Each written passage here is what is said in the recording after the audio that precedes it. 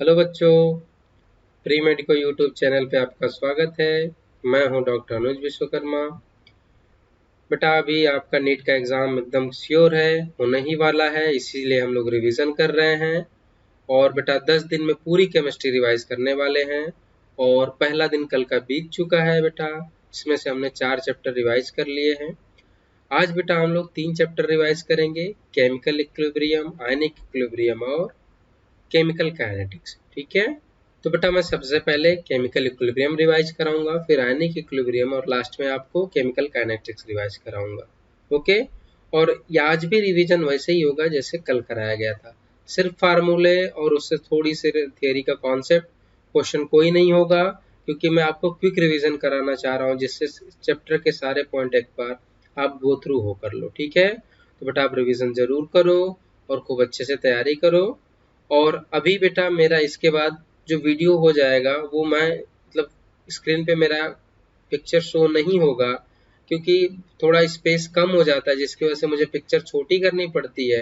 तो बेटा इस वजह से क्या होगा कि हम स्क्रीन पे अपना वीडियो नहीं डाल के आपको सीधे सीधे सिर्फ रिवाइज कराऊंगा, आपको मेरी साउंड क्लियर आएगी पर मुझे पिक्चर नहीं दिखाएगी। ठीक है, फिर लास्ट में मैं आपको आगे बताऊंगा कि आगे क्या होगा। ओके, तो शुरू करते हैं। सबसे पहले हम क्या शुरू करेंगे, केमिकल इक्विलिब्रियम का रिवीजन। तो शुरू करते हैं केमिकल इक्विलिब्रियम। केमिकल इक्विलिब्रियम, ठीक है, आपको पता है कि काफी इंपॉर्टेंट चैप्टर है, एक क्वेश्चन फिक्स है कि आता ही आता है। तो शुरू करते हैं बेटा केमिकल इक्विलिब्रियम। बेटा आपको पता है दो टाइप की रिएक्शन होती है, एक होती है इररिवर्सिबल रिएक्शन और दूसरी होती है बेटा रिवर्सिबल रिएक्शन। ठीक है, अब देखो इरिवर्सिबल रिएक्शन का एग्जांपल आपसे पूछ सकता है एग्जाम में, जितनी भी कॉम्बिनेशन रिएक्शंस हैं, ठीक है, जितनी भी कंबस्शन रिएक्शन है क्या है, आपकी इरिवर्सिबल रिएक्शन का एग्जांपल है। दूसरा न्यूट्रलाइजेशन रिएक्शन, न्यूट्रलाइजेशन रिएक्शन भी आपका इरिवर्सिबल रिएक्शन का एग्जांपल है। तीसरा पॉइंट है एनसीईआरटी में है कि इस साल्ट को जब हीट करते हैं in the presence of MnO2 तो हमें मिलता है KCl+O2। बेटा ये भी आपका क्या है, इररिवर्सिबल रिएक्शन का एग्जांपल है। ठीक है, ये पूछ सकते हैं। इसके अलावा रिवर्सिबल रिएक्शन में आपका होगा 2HI गैस और H2 gas plus I2 gas. ठीक है, ऐसी रिएक्शन जिसमें क्या हो, गैसेस प्रोडक्ट बने और वो गैसेस एस्केप ना हो, तो ऐसी रिएक्शन क्या होती हैं, रिवर्सिबल, और उसमें रिवर्सिबल का साइन आप यूज करोगे। इसके अलावा दूसरा एस्टरिफिकेशन रिएक्शन, एस्टरिफिकेशन रिएक्शन है, ये भी क्या है आपका रिवर्सिबल रिएक्शन का एग्जांपल है। और एक पॉइंट मैं यहाँ पे आपको बता दूं बेटा, इसके लिए जो Kc की वैल्यू होती है वो होती है 4। ये इंपॉर्टेंट है, कभी कभी डायरेक्ट आ जाता है तो आपको याद करना है। ओके, नेक्स्ट अब हम बात करते हैं इक्विलिब्रियम की। ठीक है, तो हम बात करेंगे इक्विलिब्रियम की। और इक्विलिब्रियम पे क्या होता है, इक्विलिब्रियम पे कुछ चीजें होती है वो मैं आपको बता दूं। जैसे इक्विलिब्रियम पे क्या होता है, rate of forward reaction rate of backward reaction के बराबर होती है। दूसरा, जो concentration of reactant and product है वो रिमेन कांस्टेंट होते हैं। ठीक है, इसका मतलब ये नहीं है कि उन दोनों का कंसंट्रेशन बराबर होगा। क्लियर, वो जितना कंसंट्रेशन रिएक्टेंट का और प्रोडक्ट का है इक्विलिब्रियम पे उतना ही होगा। ठीक है, नेक्स्ट अब आता है yield of reaction. Yield of reaction मतलब कोई रिएक्शन में कितनी यील्ड होगी, बेटा ये डिपेंड करेगा सीधा सीधा directly proportional to equilibrium constant के। इक्विलिब्रियम कांस्टेंट की वैल्यू अगर ज्यादा होगी तो यील्ड ऑफ रिएक्शन ज्यादा होगी। ठीक है, अब आता है इक्विलिब्रियम कांस्टेंट। तो इक्विलिब्रियम कांस्टेंट के लिए देखो, मान लो कोई एक रिएक्शन है, ये एक रिएक्शन है आपकी, इसके लिए इक्विलिब्रियम कांस्टेंट की वैल्यू चाहिए।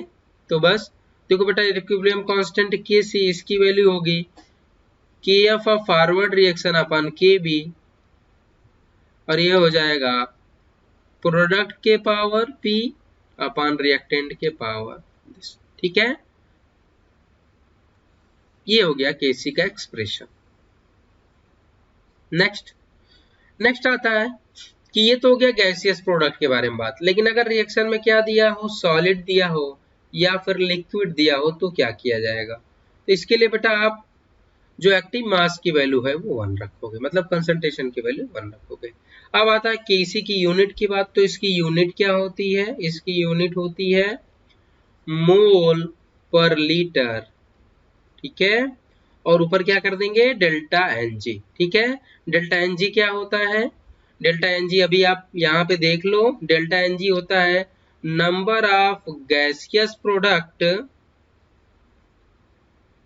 Minus number of gaseous reactant,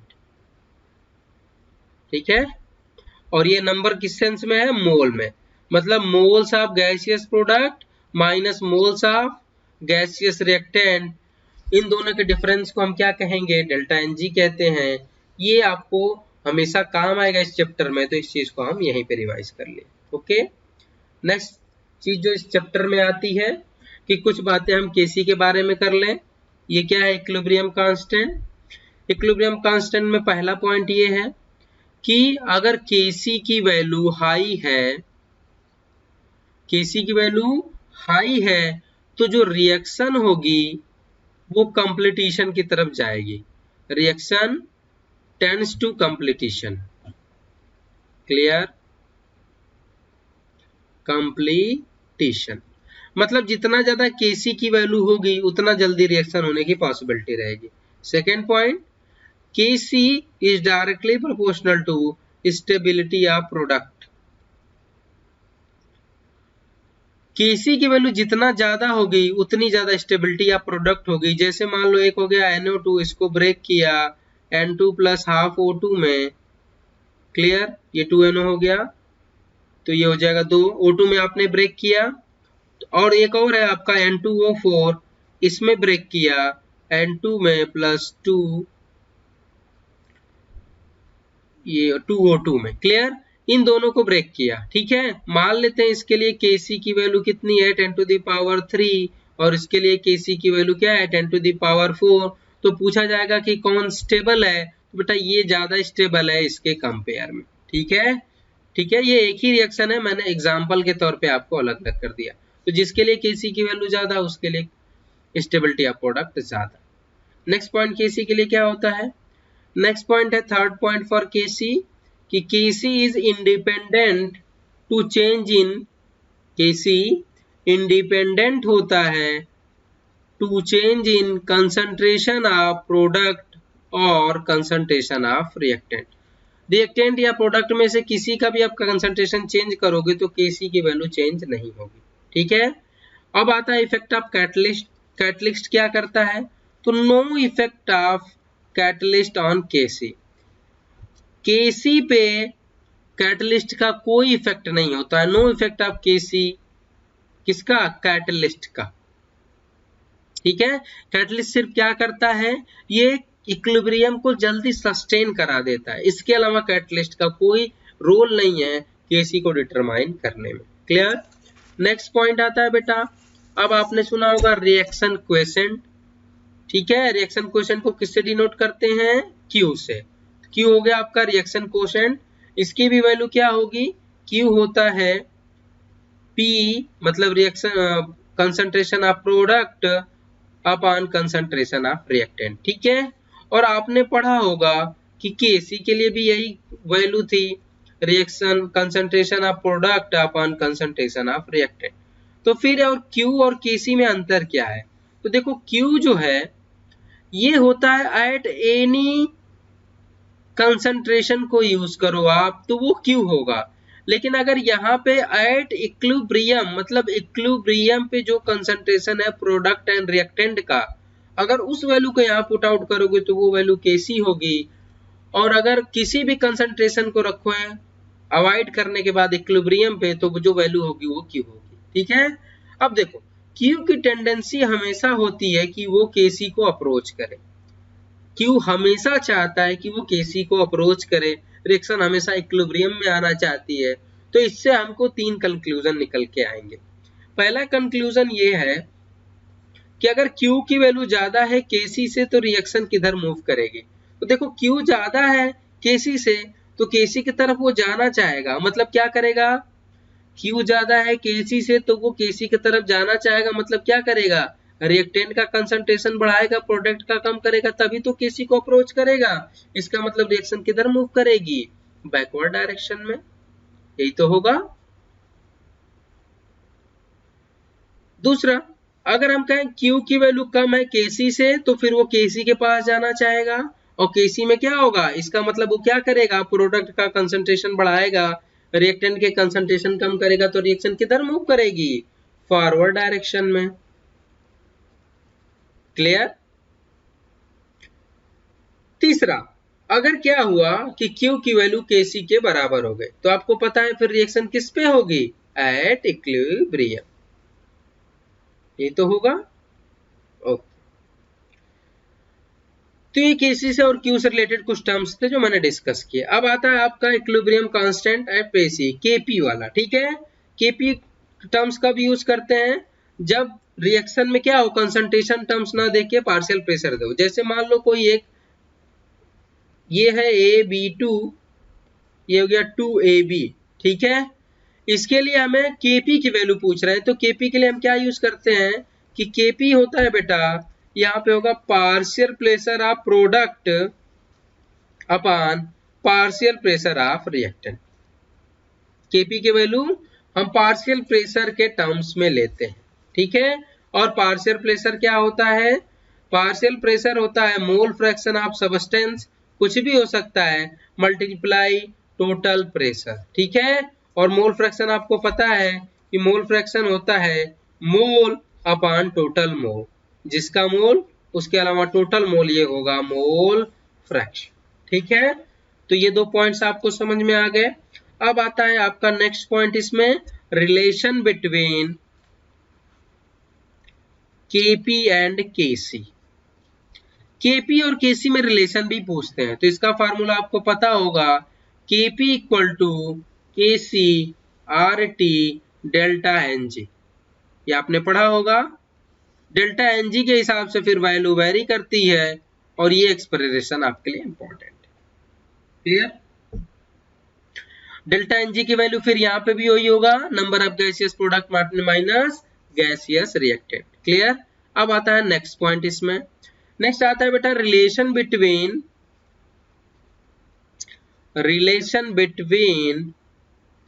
vapour density and alpha. ये रिलेशन भी आपसे पूछ लेते हैं कभी कभी, तो आपने पढ़ा होगा alpha equal to capital D minus small d upon n-1 into D. Clear.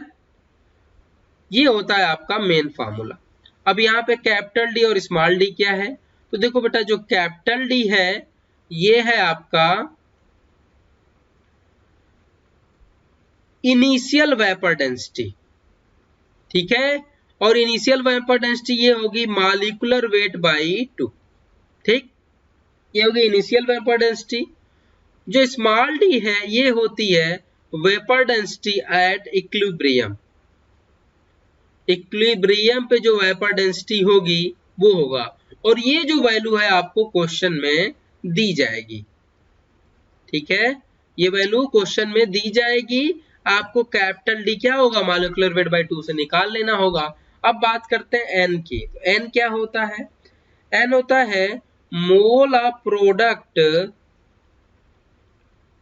From 1 mole reactant, ठीक है।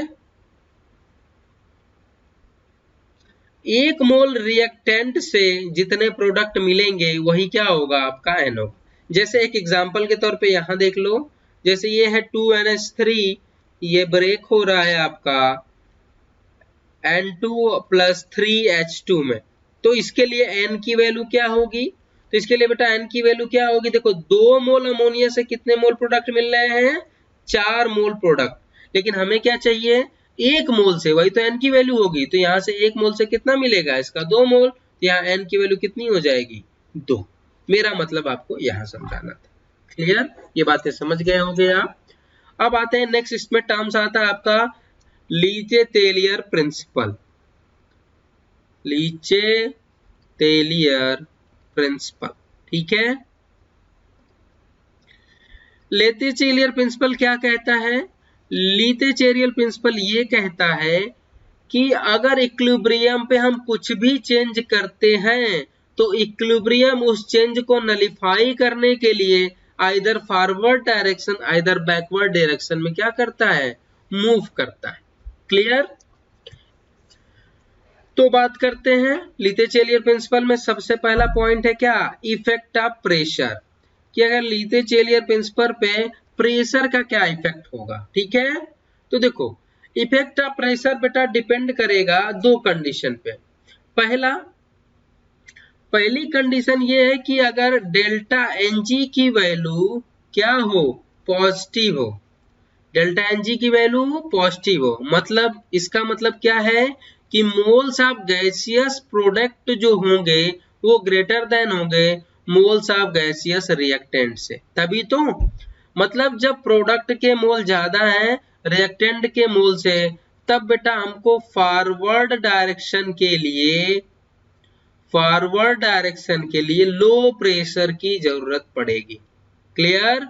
मतलब मान लो कि ये कोई रिएक्शन है A प्लस बी और ये हो जा रही है C प्लस डी, और ये 2 मोल, इसका 1 मोल और इसका 1 मोल, ये ऐसे बन रहा है। तो बेटा यहाँ कितने हैं? 2 मोल है प्रोडक्ट के, और यहाँ कितने हैं? 3 मोल है। अब हम चाह रहे रिएक्शन फॉरवर्ड डायरेक्शन में मूव करें, तो उसके लिए हमें क्या करना पड़ेगा? लो प्रेशर यूज करना पड़ेगा। इसको आप ऐसे भी याद रख सकते हो कि जिधर कम है उधर लो मानो, लो टू हाई जाना है तो आपको लो प्रेशर यूज करना पड़ेगा। ये तरीका है आपका याद करने का। नेक्स्ट पॉइंट दूसरा है, अगर डेल्टा एनजी की वैल्यू क्या होगी? निगेटिव होगी। जब डेल्टा एनजी की वैल्यू निगेटिव है, इसका मतलब जो मोल्स ऑफ प्रोडक्ट है वो लेस देन है मोल्स ऑफ रिएक्टेंट के, तो फिर फॉरवर्ड डायरेक्शन के लिए आपको क्या करना पड़ेगा? प्रेशर बढ़ाना पड़ेगा। मतलब प्रेशर इंक्रीज करेंगे तब जो रिएक्शन है वो फॉरवर्ड डायरेक्शन में मूव करेगी। ठीक है, ये हो गया effect of pressure. Second point इसमें क्या है? सेकेंड पॉइंट देखो बेटा ये है, सेकेंड पॉइंट है आपका वॉल्यूम। ठीक है, कि चेंज इन वॉल्यूम का क्या होगा। तो मैं अभी बताया था वॉल्यूम के लिए, पहले मैंने अभी प्रेशर के लिए बता चुका है आपको। अब है वॉल्यूम, तो वॉल्यूम का just effect inversely proportional to pressure. जो इफेक्ट आप प्रेशर के लिए अप्लाई कर रहे थे जस्ट उसका अपोजिट आप वॉल्यूम के लिए अप्लाई कर दो, वो रिएक्शन ऐसा हो जाएगी। ओके, नेक्स्ट है तीसरा जो है वो है effect of temperature. Third point है इफेक्ट ऑफ टेम्परेचर।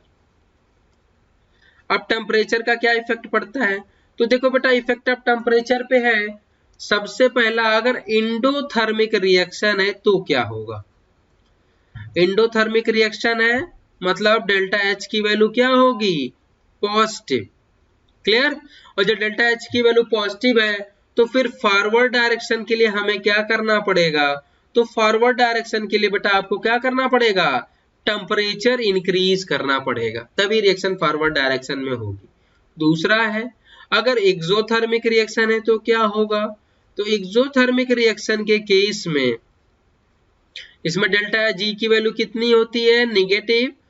तो इसके लिए अगर आपको फॉरवर्ड डायरेक्शन मूव कराना है तो जो टेम्परेचर है उसको डिक्रीज करना पड़ेगा। ठीक है, एंडोथर्मिक के लिए फॉरवर्ड रिएक्शन के लिए टेम्परेचर बढ़ाना पड़ेगा, एक्सोथर्मिक रिएक्शन के लिए फॉरवर्ड डायरेक्शन के लिए टेम्परेचर कम करना पड़ेगा। ठीक है, अब एक और नेक्स्ट पॉइंट इसमें बचा है। नेक्स्ट पॉइंट है addition of inert gas. Addition of inert gas, अगर इनर्ट गैस को हम ऐड करेंगे तो फिर क्या प्रभाव पड़ेगा इक्विलिब्रियम पे? ये है। तो देखो इसमें 3 पॉइंट है बेटा, वो तीनों आप देख लो। पहला पॉइंट है कि जो भी मोल फ्रैक्शन होगा, mole fraction of each gas become less, सबका मोल फ्रैक्शन कम हो जाएगा। अब कैसे हो जाएगा? देखो इनर्ट गैस को डाला तो उसके तो कुछ मोल होंगे, तो जो टोटल मोल है उसकी वैल्यू बढ़ जाएगी, और जब टोटल मोल की वैल्यू बढ़ जाएगी तो जाहिर सी बात है ओवरऑल जो रेशियो होगा वो तो कम हो जाएगा, तो मोल फ्रैक्शन गैस की कम हो जाएगी। दूसरा पॉइंट ये है कि अगर हम इनर्ट गैस को ऐड कर रहे हैं एट कांस्टेंट वॉल्यूम तो बेटा नो इफेक्ट ऑन इक्विलिब्रियम, तब इक्विलिब्रियम पे कोई भी इफेक्ट नहीं पड़ेगा। क्लियर? इक्विलिब्रियम पे कोई इफेक्ट नहीं पड़ेगा अगर आप कांस्टेंट वॉल्यूम पे इनर्ट गैस को ऐड करते हो। ठीक है? और अगर बेटा आपने कांस्टेंट प्रेशर पे अगर गैस को ऐड किया तो क्या होगा? तो इसके 3 केसेस बनते हैं। पहला केस है कि अगर डेल्टा Ng की वैल्यू ग्रेटर देन 0 हो तो बेटा ये रिएक्शन फॉरवर्ड डायरेक्शन में मूव करेगी। क्लियर? दूसरा, अगर डेल्टा Ng की वैल्यू लेस देन 0 हो तो ये क्या होगा? ये बैकवर्ड डायरेक्शन में मूव करेगी। और डेल्टा Ng की वैल्यू इक्वल टू 0 होगा तो रिएक्शन किस पे होगी? एट इक्विलिब्रियम कोई भी इफेक्ट नहीं पड़ेगा इनर्ट गैस ऐड करने पे। क्लियर? समझ में आ गया? तो बेटा इतना था आपका जो फार्मूला बेस्ड रिवीजन था इस चैप्टर का, इतना ही था। इतना अगर आप रिवाइज करके जाओगे तो चैप्टर और फार्मूले आपके पूरी तरह इसमें हो जाएंगे। अब नेक्स्ट चैप्टर जो हमने लिया है वो है बेटा आयनिक इक्विलिब्रियम। तो अब शुरू करेंगे हम लोग आयनिक इक्विलिब्रियम। आयनिक इक्विलिब्रियम, ठीक है। अब आयनिक इक्विलिब्रियम में इसमें भी मेन पॉइंट और फार्मूले में आपको बता दूं। पहला पॉइंट बेटा आपने पढ़ा होगा Ostwald dilution law. Ostwald dilution law ये किसके लिए एप्लीकेबल होता है? ओस्टवाल्ड डाइल्यूशन लॉ बेटा यूज होता है फॉर वीक इलेक्ट्रोलाइट। ये क्वेश्चन कभी कभी पूछ सकते हैं आपसे कि Ostwald dilution law is applicable for, तो ये वीक इलेक्ट्रोलाइट के लिए होता है। क्लियर? अब आते हैं कुछ कैलकुलेशंस पे। जैसे आपने पढ़ा होगा आयोनेशन कांस्टेंट के या एसिडिक का आयोनेशन कांस्टेंट ये होगा C अल्फा स्क्वायर। बेटा ये फार्मूले हैं, ये आपको याद होने चाहिए, मैं आपको ये रिवाइज कर रहा हूँ। दूसरा, अगर हमें किसी आयन की कंसंट्रेशन लेनी है तो वो होती है C अल्फा या फिर रूट ऑफ K.C मतलब इंटू C। अब ये आयन की जगह कुछ भी हो सकता है, H आयन या OH आयन। ठीक है? अब बात करते हैं अल्फा। यहाँ अल्फा क्या है आपको पता है, डिग्री ऑफ डिसोसिएशन है। ये सब चीजें मैं आपको यहाँ नहीं बताऊंगा क्योंकि मैं ये मान के चल रहा हूँ कि एग्जाम के टाइम आपको सारी चीजें याद है, मुझे बस एक बार आपको गो थ्रू कराना है। तो देखो जो अल्फा की वैल्यू होती है is equal to root K/C। ठीक है? अब देखो जो बेटा अल्फा होता है ये डायरेक्टली प्रोपोर्शनल होता है रूट ऑफ V मतलब बेटा यहाँ है क्या? डाइल्यूशन। मतलब जितना ज्यादा आप डाइल्यूशन करोगे उतना ज्यादा अल्फा की वैल्यू बढ़ेगी। और ये इनवर्सली प्रोपोर्शनल होता है रूट ऑफ कंसंट्रेशन के। ये क्या है? कंसंट्रेशन। ठीक है? मतलब जितना ज्यादा आप कंसंट्रेशन बढ़ाओगे उतना ज्यादा अल्फा की वैल्यू कम होगी। ठीक है? इतना पॉइंट इसमें हो गया। नेक्स्ट पॉइंट आता है आपका कंपैरिजन ऑफ एसिडिक स्ट्रेंथ। कभी कभी होता है कि दो एसिड दे देते हैं और पूछते हैं आपसे कि बताओ कि इसमें से कौन सा एसिड ज्यादा स्ट्रेंथ रखता है। ठीक है? तो मान लेते हैं बेटा कि दो एसिड हैं, एक है HA1 और दूसरा है HA2। ठीक है? इसके लिए KA1 की वैल्यू है और ये KA2 है। ठीक है?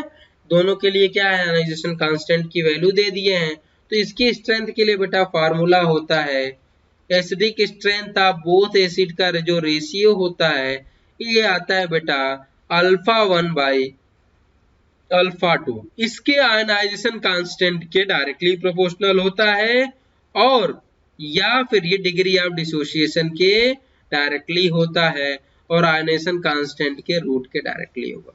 तो एसिडिक स्ट्रेंथ के लिए बेटा आप ये फार्मूला यूज कर सकते हो और क्वेश्चन को सॉल्व कर सकते हो। अब एक केस यहाँ पे एक और आता है, एक केस आता है आपका क्या? Polyprotic acid. पॉलीप्रोटिक एसिड मतलब ऐसा एसिड जो एक स्टेप में सारे H आयनों को ना दे, दो स्टेप में। जैसे मान लो हमने ले लिया H2S, ये बेटा ब्रेक होगा तो ये टूटेगा H++ HS माइनस में, ठीक है। इसके लिए मान लो इक्विलिब्रियम कांस्टेंट की वैल्यू क्या है, Ka1, मतलब आयनाइजेशन कांस्टेंट ये है।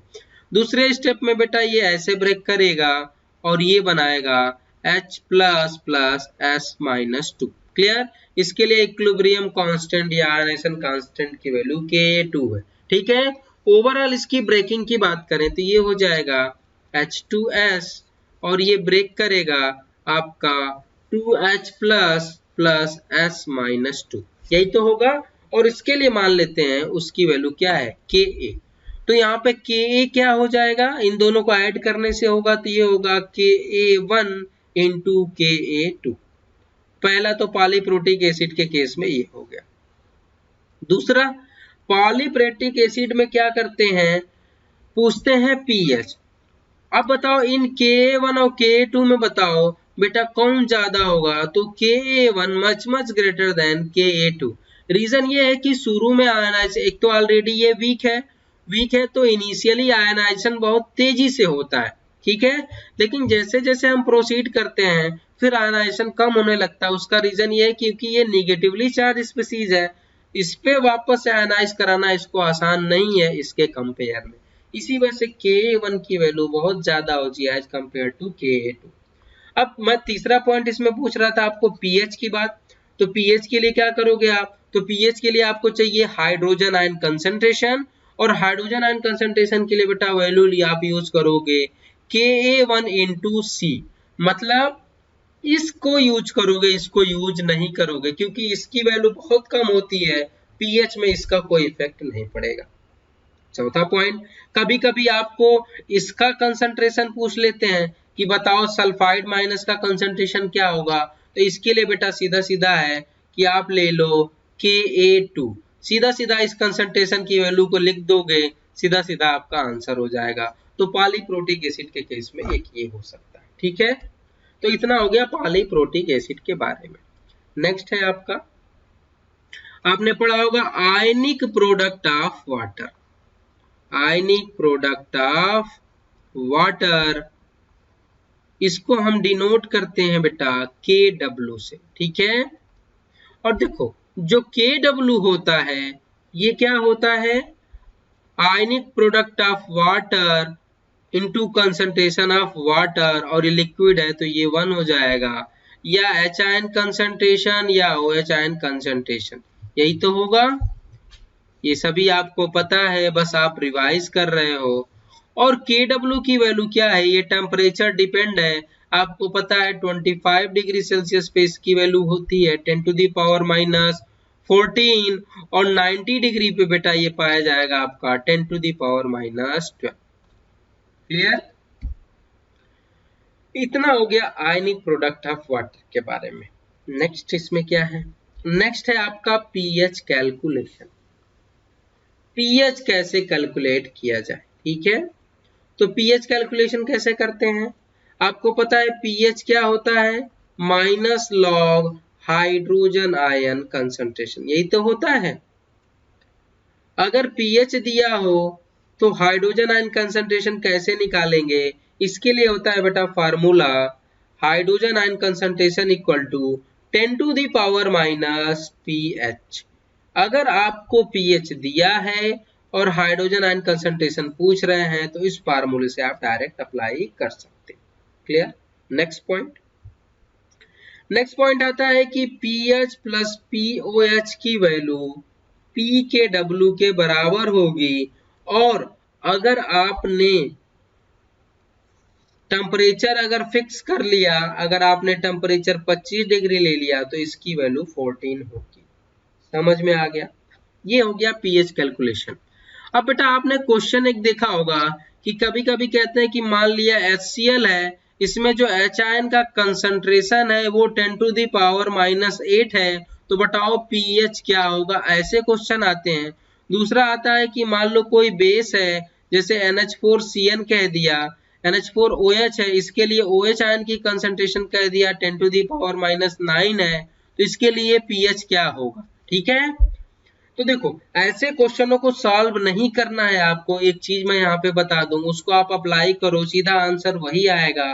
और उसको अप्लाई करके सीधा आंसर करके आप निकल जाना। ठीक है, समझ में आ गया कि जब 10 टू द पावर मतलब जो बेस है उसकी कंसंट्रेशन ज्यादा दे दी गई हो और एच आयन की कंसंट्रेशन ज्यादा दे दी गई हो तो क्या करना है।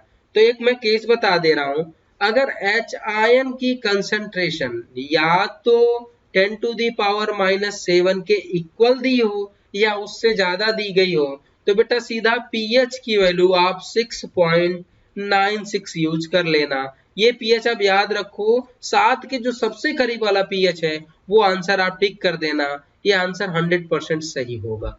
नेक्स्ट, अगर आपको OH आयन कंसंट्रेशन की वैल्यू लेस देन या ग्रेटर देन या इक्वल टू 7 मतलब 10 टू दी पावर -7 दिया है तो भी आप क्या करोगे, इस वक्त पीएच की वैल्यू होगी आपकी 7.02। ये सीधा सीधा वैल्यू है, इसको आप यहाँ टिक करके आंसर में आ जाना। आपको आयनिक प्रोडक्ट में एच आयन के कंसंट्रेशन निकालने की कोई जरूरत नहीं है क्योंकि एग्जामिनर कभी नहीं पूछता कि आपने किस मेथड से इस क्वेश्चन को सॉल्व किया। जब भी एच आयन कंसंट्रेशन आपको 10 टू दी पावर 7 के बराबर या उससे ज्यादा दिखे तुरंत आंसर मारो 6.96। अगर OH आयन की कंसंट्रेशन मतलब बेस की कंसंट्रेशन 10 टू दी पावर -7 के बराबर या ग्रेटर देन दिखे तुरंत आंसर मारो 7.02। बिल्कुल इसमें गुंजाइश नहीं है कि ये गलत होगा, इससे आपका टाइम बचेगा। ओके, नेक्स्ट आता है आपका relation between Kb for conjugate acid base pair. ठीक है, relation between Ka Kb for conjugate acid base pair.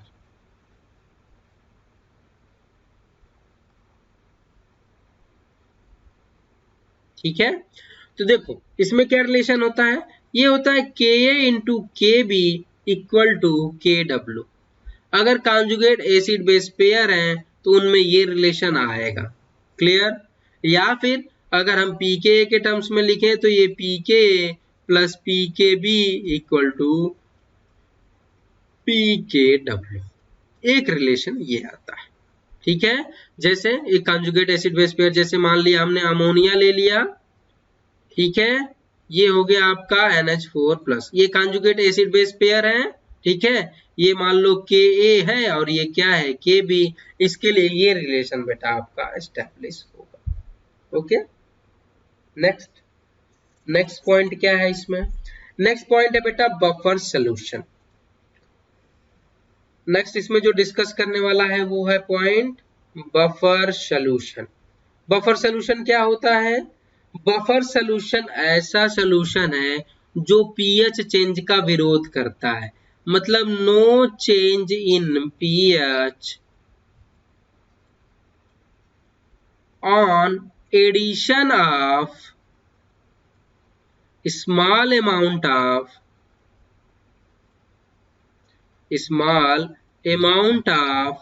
Acid और बेस। क्लियर, मतलब बफर सोल्यूशन ऐसे सोल्यूशन होते हैं जो पीएच चेंज का विरोध करते हैं, मतलब अगर आपने स्मॉल अमाउंट में एसिड या बेस डाला तो जो बफर सोल्यूशन है वो पीएच चेंज नहीं होने देगा। ठीक है, अब आते हैं टाइप ऑफ बफर। पहला, अगर केवल वन सबस्टेंस का बफर हो, मतलब एक ही सबस्टेंस हो तो वो कौन सा बफर होगा, तो देखो बेटा वन सबस्टेंस में आता है salt of weak acid and weak base. Weak acid weak base का जो साल्ट होता है वो क्या होता है, बफर होता है। एग्जांपल के तौर पे NH4 CH3COO। ठीक है, ये क्या हो गया, अमोनियम एसीटेट। ये देखो वीक एसिड वीक बेस का साल्ट है, ये क्या है, ये है बफर। क्लियर, हमेशा हम क्वेश्चन में ये देखते हैं कि week acid strong base, strong acid weak base, ऐसे करके आप ढूंढते हैं। कभी कभी एग्जाम में सिर्फ यही दे देगा, तो आपको ये पता होना चाहिए कि वीक एसिड वीक बेस का जो साल्ट होता है वो भी बफर सोल्यूशन का एग्जांपल है। ठीक है, अब आते हैं एक सबस्टेंस के लिए, तो मैंने ये बताया। टू सबस्टेंस हो मतलब दो सबस्टेंस हो तो क्या करोगे आप, तो तो दो सबस्टेंस के केस में बेटा आपको दो बफर मिलेंगे। पहला बफर क्या है? Acidic buffer. First is acidic buffer. अब एसिडिक बफर क्या होता है? एसिडिक बफर सॉल्यूशन वो होता है जो किससे मिलके बना हो? वीक एसिड प्लस इसका conjugate base with strong base. ठीक है, इसको कैसे समझोगे? जैसे मान लो क्या है, ये वीक एसिड है, इसका कॉन्जुगेट बेस, ये क्या है? बफर सॉल्यूशन होंगे। लेकिन अगर कॉन्जुगेट बेस नहीं दिया है, इसका साल्ट दिया है विद स्ट्रॉन्ग बेस, वो भी क्या होगा बेटा? आपका बफर सॉल्यूशन होगा। तो वीक एसिड उसका कॉन्जुगेट बेस बफर होगा, या weak acid with salt of strong base, ये भी बेटा बफर सॉल्यूशन होगा। तो ये कौन सा बफर होगा? आपका एसिडिक बफर। अब बात करते हैं सेकेंड, आता है आपका बेसिक बफर। तो बेसिक बफर क्या होगा?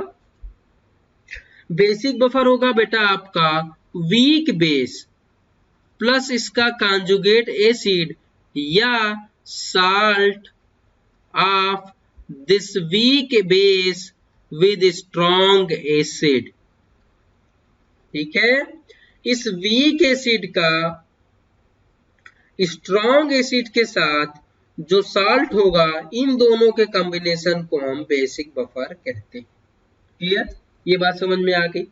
अब बेटा एक केस और आता है, आपको क्वेश्चन आपने देखा होगा कि जैसे ये है कि एक क्वेश्चन मैं आपको यहाँ करा दूं कि एसिटिक एसिड है, इसकी रिएक्शन अगर हम NaOH से करा रहे हैं, मतलब NaOH से न्यूट्रलाइज करा रहे हैं, तो बेटा सोडियम एसीटेट बन रहा है। ठीक है, तो पूछते हैं कि इसका पीएच क्या होगा।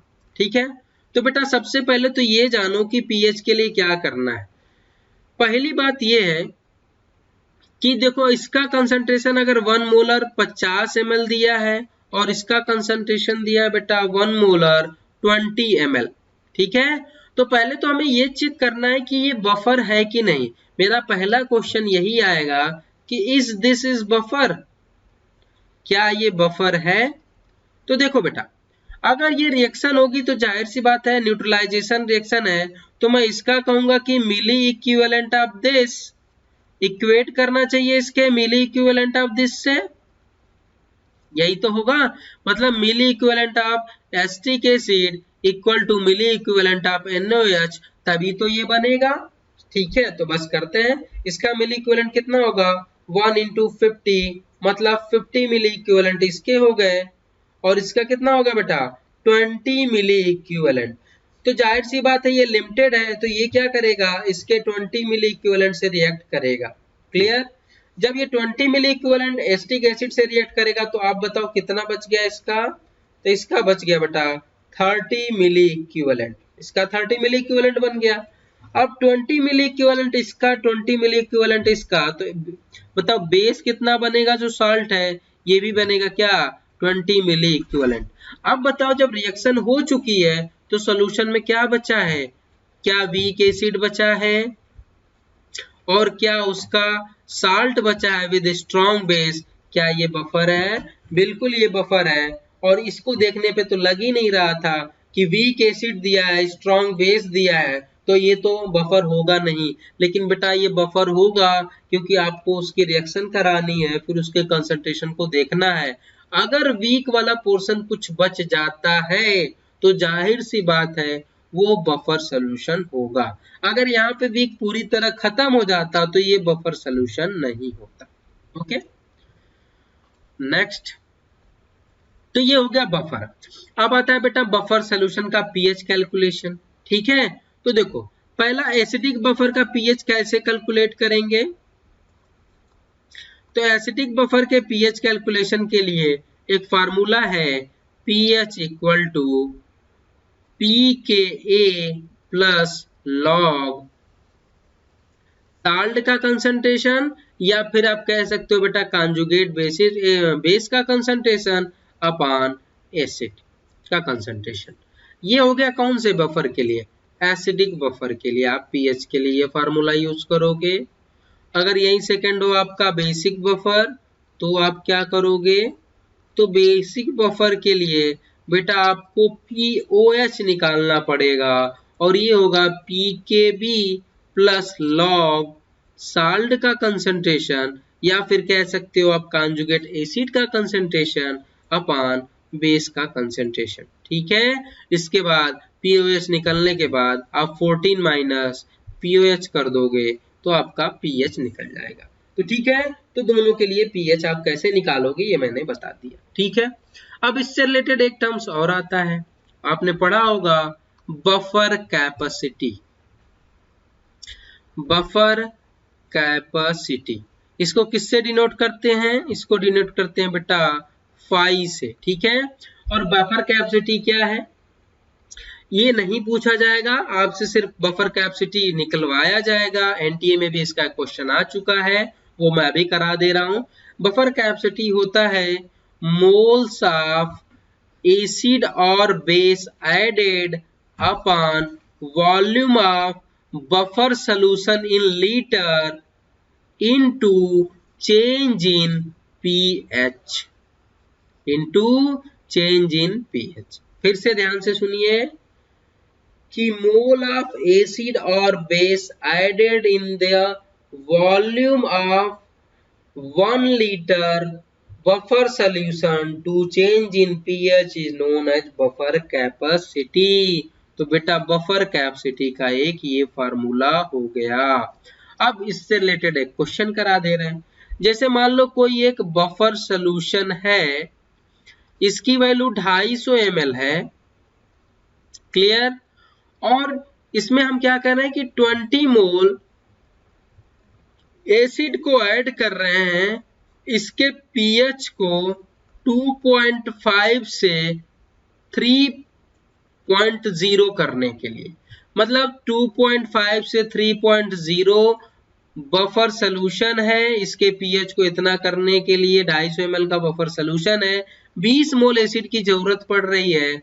तो बताओ फाई की वैल्यू क्या होगी। तो फाई के लिए बताओ बेटा मोल्स ऑफ एसिड और बेस जो मिलाया जाए तो वो कितना है 20, वॉल्यूम कितना है बफर का 250, इसको किस में रखना है लीटर में, तो 1000 से मल्टीप्लाई कर दो, और चेंज इन पीएच कितना आ रहा है 0.5। क्लियर, ये हो जाएगा 4, ये होगा 40, तो हो जाएगा 160। तो इसकी बफर कैपेसिटी कितनी आ गई, इतनी आ गई। ठीक है, तो बस इतना जानना था आपको। क्लियर, नेक्स्ट, तो बफर कैपेसिटी की बात हमने कर ली। अब नेक्स्ट आता है आपका क्या बेटा, साल्ट हाइड्रोलिसिस। इसमें आता है आपका साल्ट हाइड्रोलिसिस। अब साल्ट हाइड्रोलिसिस आपने पढ़ा ही होगा।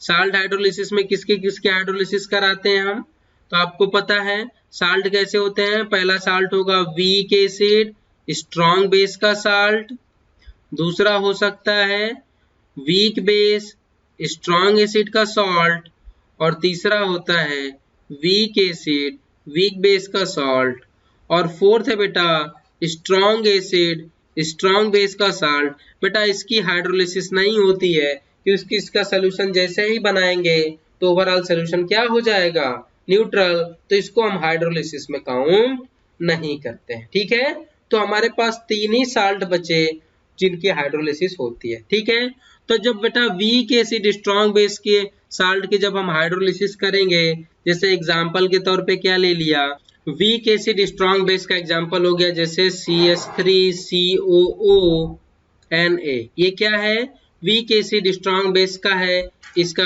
बेसिड वाला पार्टनर है वो CH3COOH है, प्लस ये क्या है NOH से मिलके बना हुआ साल्ट है।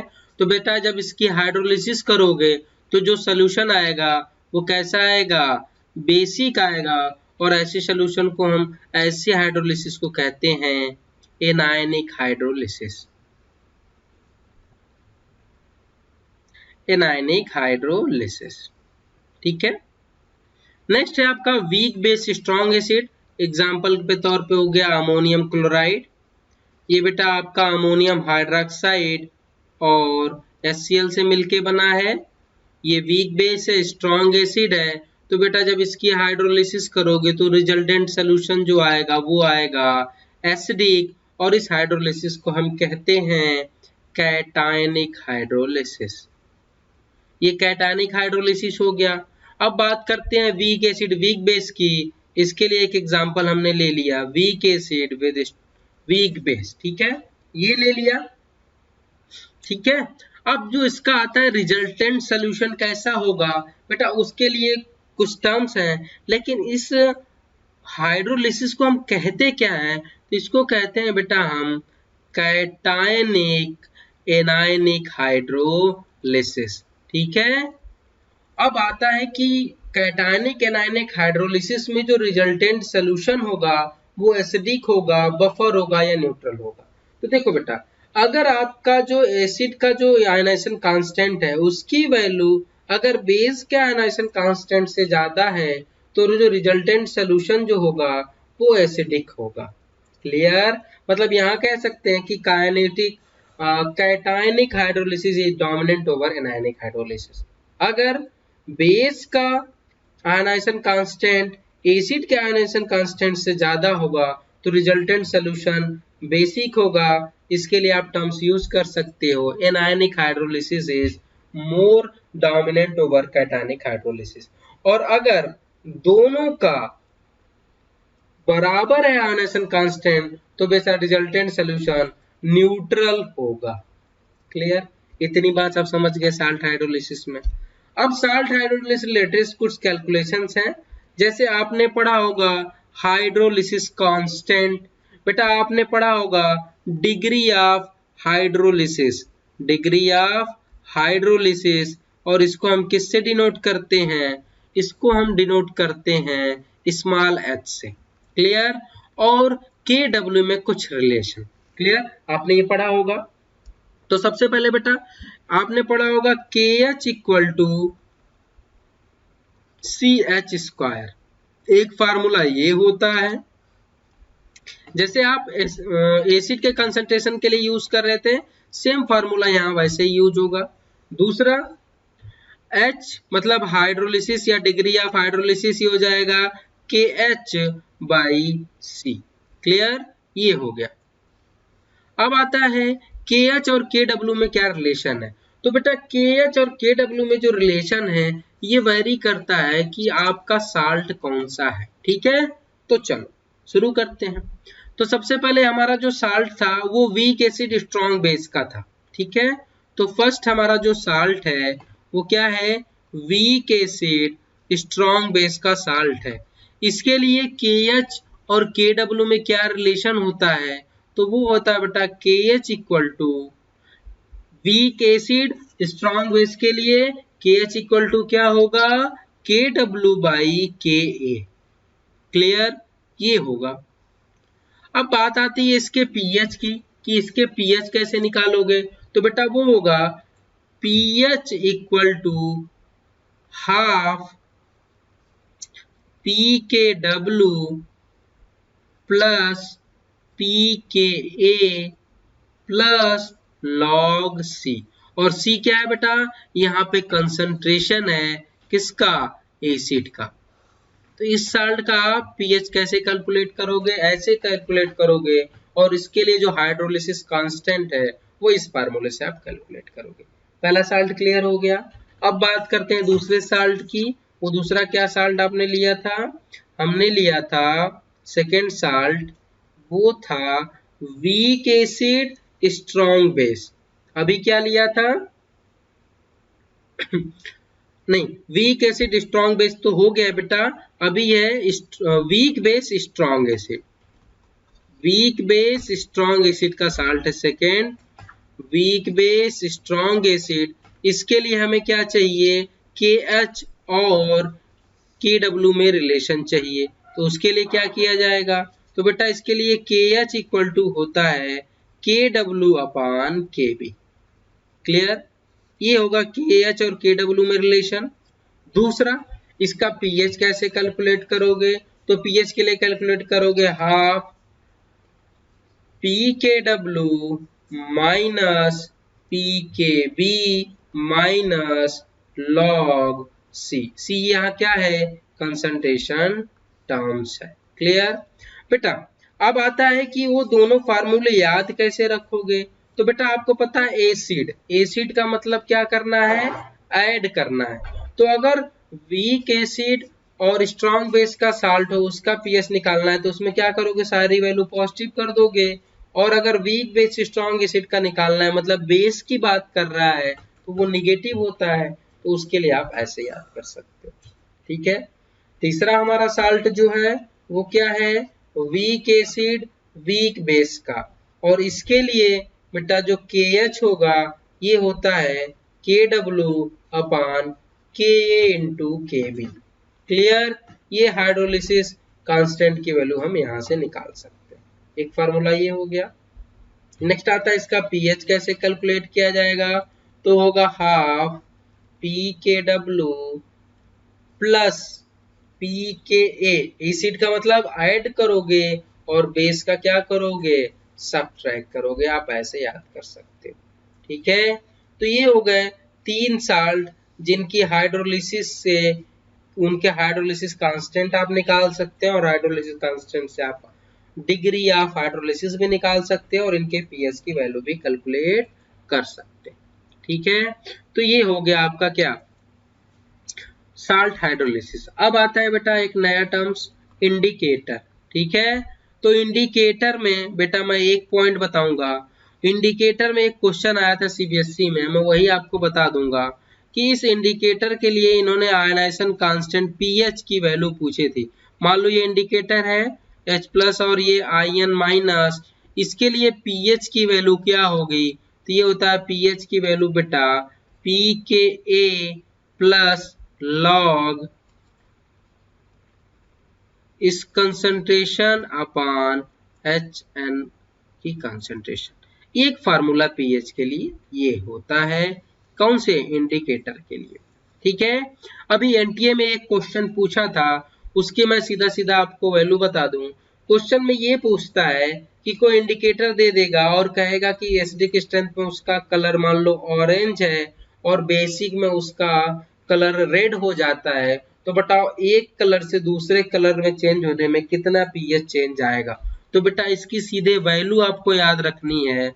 वो क्या है कि अगर कहता है कि if indicator completely changes from one color to another color,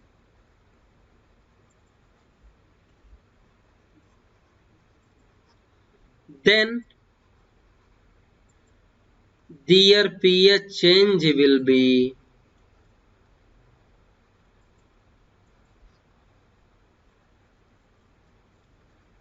to. Clear. उसका पीएच चेंज कितना होगा, 2 होगा। क्लियर। जैसे मान लो उसने कहा कि जो फिनाफ्थलीन है ये एक इंडिकेटर है, ये रेड में पिंक रहता है, और मतलब एसिडिक में क्या होता है, पिंक रहता है, और बेसिक में क्या हो जाता है, ऑरेंज हो जाता है। तो बताओ इसका कलर पिंक से ऑरेंज चेंज होने में या ऑरेंज से पिंक चेंज होने में कितने पीएच का चेंज आएगा। तो बेटा इसमें 2 पीएच का चेंज आएगा। जब भी क्वेश्चन आएगा यही आएगा, और आपका आंसर केवल 2, उसको टिक करके आपको आगे बढ़ना है। इसमें ज्यादा आपको माइंड यूज करने की जरूरत नहीं है। नेक्स्ट में इसमें बेटा टॉपिक आपका सॉल्युबिलिटी प्रोडक्ट। सॉल्युबिलिटी प्रोडक्ट ये भी इंपॉर्टेंट टॉपिक है इसका। इसको किससे डिनोट करते हैं, KSP से। ठीक है। KSP कैसे डिनोट करते हैं आपको पता है। KSP होता है बेटा, मान लो कोई साल्ट है A प्लस B, ये टूटता है A plus plus B minus में, तो ये होता है बेटा पॉजिटिव आयन का कंसंट्रेशन उसके पावर उसका नंबर इनटू नेगेटिव आयन का कंसंट्रेशन पावर उसका नंबर। जैसे मान लो ये 2a है, जैसे एग्जांपल आपने ले लिया, क्या हो गया बेटा, जैसे Al2SO4 का होल थ्राइस। इसके लिए बेटा KSP की वैल्यू क्या होगी आपको पता है बेटा, 2 एल्युमिनियम प्लस 3 हो जाएगा और ये हो जाएगा 3SO4 माइनस 2। तो इसके लिए KSP की वैल्यू हो जाएगी बेटा, पॉजिटिव चार्ज का कंसंट्रेशन उसका नंबर 2 और नेगेटिव आयन का कंसंट्रेशन पावर उसका नंबर 3। तो ये हो गया KSP की वैल्यू इसके लिए, ठीक है। एक आध दो और KSP की मैं वैल्यू बता दूं, जैसे एक आता है SnS2, इसके लिए क्या होगा, तो बेटा ये क्या होता है, ये ब्रेक करता है आपका Sn+4 में और 2s माइनस 2 में, क्लियर। तो इसके लिए KSP की वैल्यू क्या होगी, वो होगी पॉजिटिव आयन का कंसंट्रेशन, इसका पावर 1 है तो पावर 1 तो लिखोगे नहीं आप, निगेटिव आयन का कंसंट्रेशन मल्टीप्लाई इसका पावर, ओके। एक और है Hg2I2, बेटा इसकी ब्रेकिंग इंपॉर्टेंट है, ये जब भी आएगा ऐसे ही आएगा, और ये करता है बेटा Hg2 2 प्लस में ब्रेक होता है, प्लस 2I माइनस में ब्रेक होता है, ठीक है।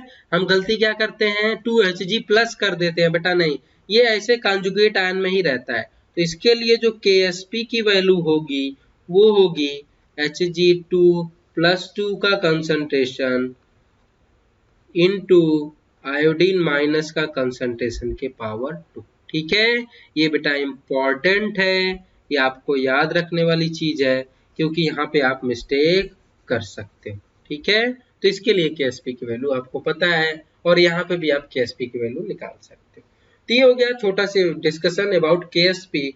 अब हम बात करते हैं relation between KSP and solubility. Relation between KSP and solubility। solubility को स्मॉल h से डिनोट करते हैं, क्लियर। तो KSP और solubility में क्या रिलेशन है, तो देखो इसके लिए एक आसान सी ट्रिक है, इसको आप ऐसे याद रखो कि ये मान लो कोई साल्ट है, क्लियर। तो ये किस में ब्रेक होगा, ये N मानो, ये ब्रेक होगा आपको पता है Ma+N प्लस ये होगा Nb-, इसी में तो ब्रेक होगा।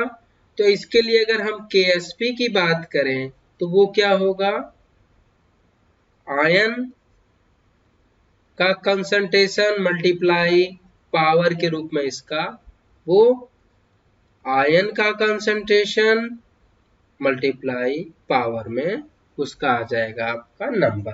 ये तो हो गया क्या KSP का टर्म्स, क्लियर।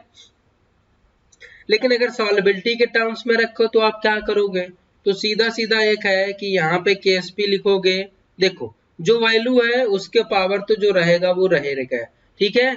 जैसे M है तो यहाँ क्या करोगे आप, M के पावर M, N के पावर N, और जो सॉल्युबिलिटी होगा उसके पावर M+N, क्लियर। ये चीज अभी आपको नहीं समझ में आई है तो एक एग्जांपल के तौर पे आपको मैं समझा देता हूँ।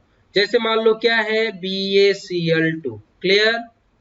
मतलब यहाँ क्या हो जाएगा, Ba डाई पॉजिटिव में ये ब्रेक करेगा प्लस 2Cl माइनस में, यही तो ब्रेक करेगा। अब इसके लिए अगर KSP निकाला जाए तो वो होगा बेटा क्या, Ba डाई पॉजिटिव का कंसंट्रेशन इनटू Cl माइनस का कंसंट्रेशन के पावर 2, यही तो होगा। अब इस सॉल्युबिलिटी में इसका रिलेशन बताएं, तो मैं क्या बोला था, जो आगे होगा यहाँ पे क्या है N है, Ba के लिए क्या करोगे, M की वैल्यू 1, तो 1 के पावर 1 इनटू यहाँ क्या हो जाएगा 2 के पावर 2, इसके अलावा S के पावर क्या करोगे, इसका पावर प्लस इसका पावर, तो 1+2, तो कितना हो जाएगा 4s³, क्लियर। ये चीजें समझ में आ गई बेटा। अगर आपको ये चीजें क्लियरली आती हैं कि कैसे KSP और सॉल्युबिलिटी में रिलेशन निकालना है, तो बेटा आप उसी को याद रखो। जिन बच्चों को वो नहीं आता है वो इससे सीख सकते हैं। जैसे मैं एक और एग्जांपल बता दूं, इससे आपको आसानी मिलेगी। जैसे है Al2SO4 का होल थ्राइस, ठीक है। ये बेटा किस में ब्रेक होगा? 2Al plus 3 plus 3SO4 minus 2 में ये ब्रेक होगा। अब इसके लिए अगर आप Ksp की वैल्यू लिखो तो वो होगी, क्या होगी बेटा? एल्युमिनियम आयन का कंसंट्रेशन, उसके पावर उसका नंबर, इनटू सल्फेट आयन का कंसंट्रेशन, उसके पावर उसका नंबर, ठीक है। अब देखो, अब Ksp और उसमें क्या रिलेशन होगा? सॉल्युबिलिटी में तो मैं क्या बताया था, जितना नंबर उसके पावर वो, तो इसके पावर क्या है? 2 है, तो 2 के पावर 2 मल्टीप्लाई कर दोगे, यहाँ क्या होगा? 3, तो 3 के पावर 3 मल्टीप्लाई सॉल्युबिलिटी, और इन दोनों पावरों को ऐड कर दोगे तो कितना? 2 प्लस 3, तो कितना हो जाएगा? 5। ये हो जाएगा 4 इंटू 27 एस के पावर 5, या फिर इसको कितना लिख सकते हो? 128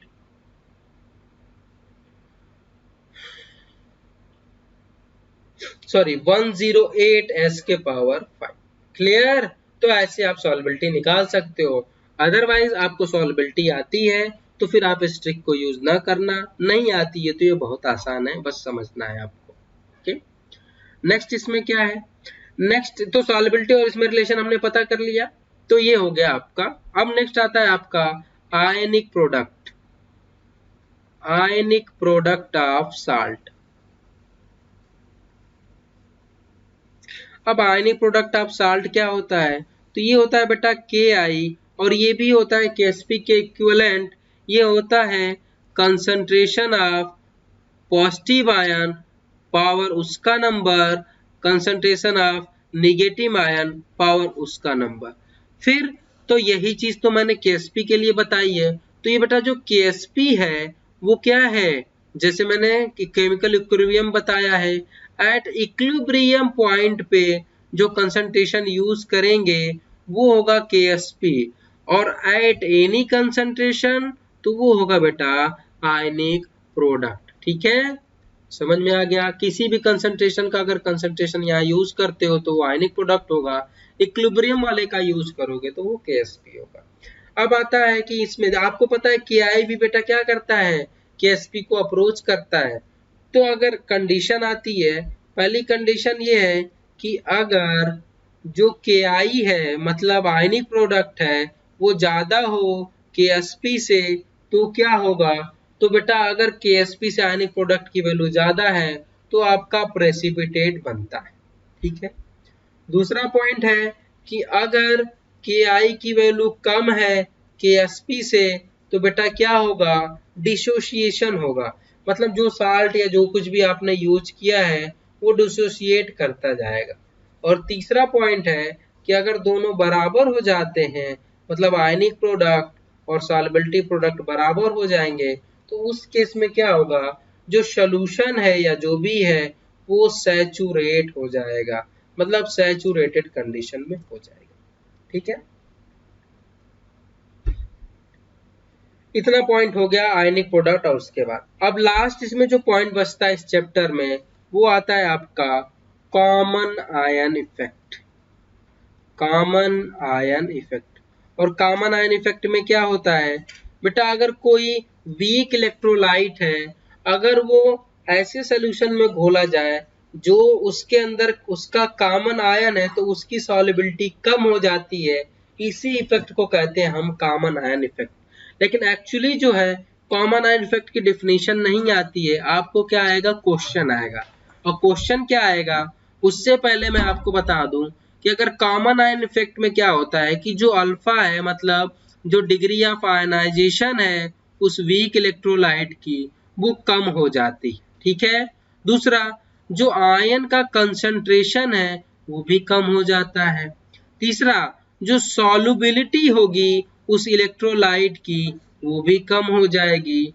और दूसरा, जो उसका के इक्विलिब्रियम होगा वो डायरेक्टली प्रोपोर्शनल टू उसके कांस्टेंट के हो जाएगा, चाहे वो वीक एसिड हो, वीक बेस हो, या फिर क्या हो, Ksp के बराबर मान लो। ओके, अब अब इसमें आता है एक क्वेश्चन, वो मैं बता दूं, क्वेश्चन मैं यहाँ नोट डाउन कर दे रहा हूं। क्वेश्चन आता है कि calculate solubility of AgCl in 0.1 molar NaCl solution. ये क्वेश्चन आता है, ऐसे क्वेश्चन आते हैं आपको। तो इसके लिए क्या करना है, इसके लिए कुछ नहीं करना है। क्या करना है कि AgCl की हमें सॉल्युबिलिटी निकालनी है, कितना, 0.1 मोलर HCl सॉल्यूशन में, और दूसरा क्या है, वाटर में। क्लियर? बस। तो देखो बेटा, पहले क्या कर रहे हैं, वाटर में निकालेंगे। इसके लिए KSP की वैल्यू इन्होंने एग्जाम में क्वेश्चन में दे दी है, कितनी, 10⁻⁻10। क्लियर? तो शुरू करते हैं। AgCl बेटा ब्रेक होगा किसमें, Ag plus plus Cl minus में, यही तो होगा। तो जो KSP की वैल्यू होगी वो क्या होगी, Ag आयन का कंसंट्रेशन प्लस Cl आयन का कंसंट्रेशन। अगर बेटा वाटर में घोलेंगे तो जाहिर सी बात है, दोनों के लिए अगर मान लो S कंसंट्रेशन इसके लिए होगा तो S कंसंट्रेशन इसके लिए होगा।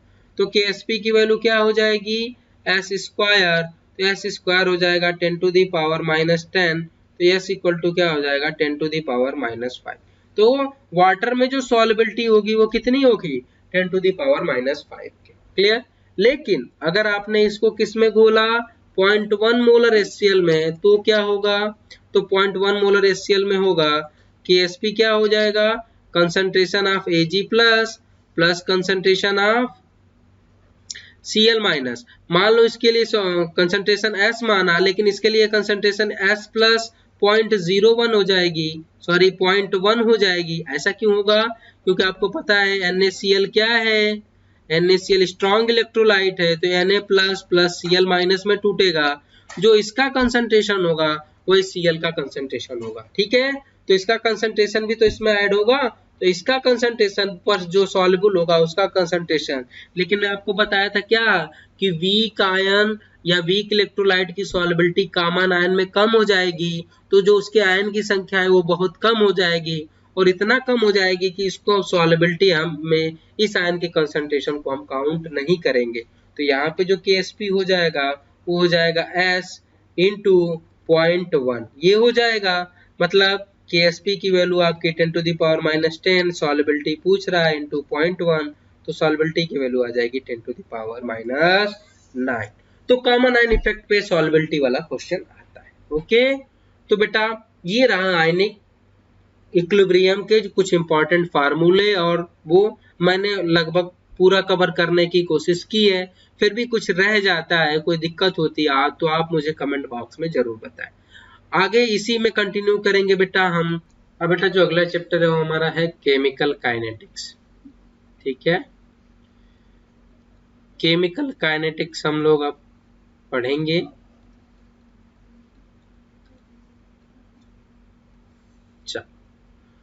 तो केमिकल काइनेटिक्स में सबसे पहला है रेट। रेट क्या होता है, रेट होता है बेटा change in concentration per unit time, ये होती है रेट।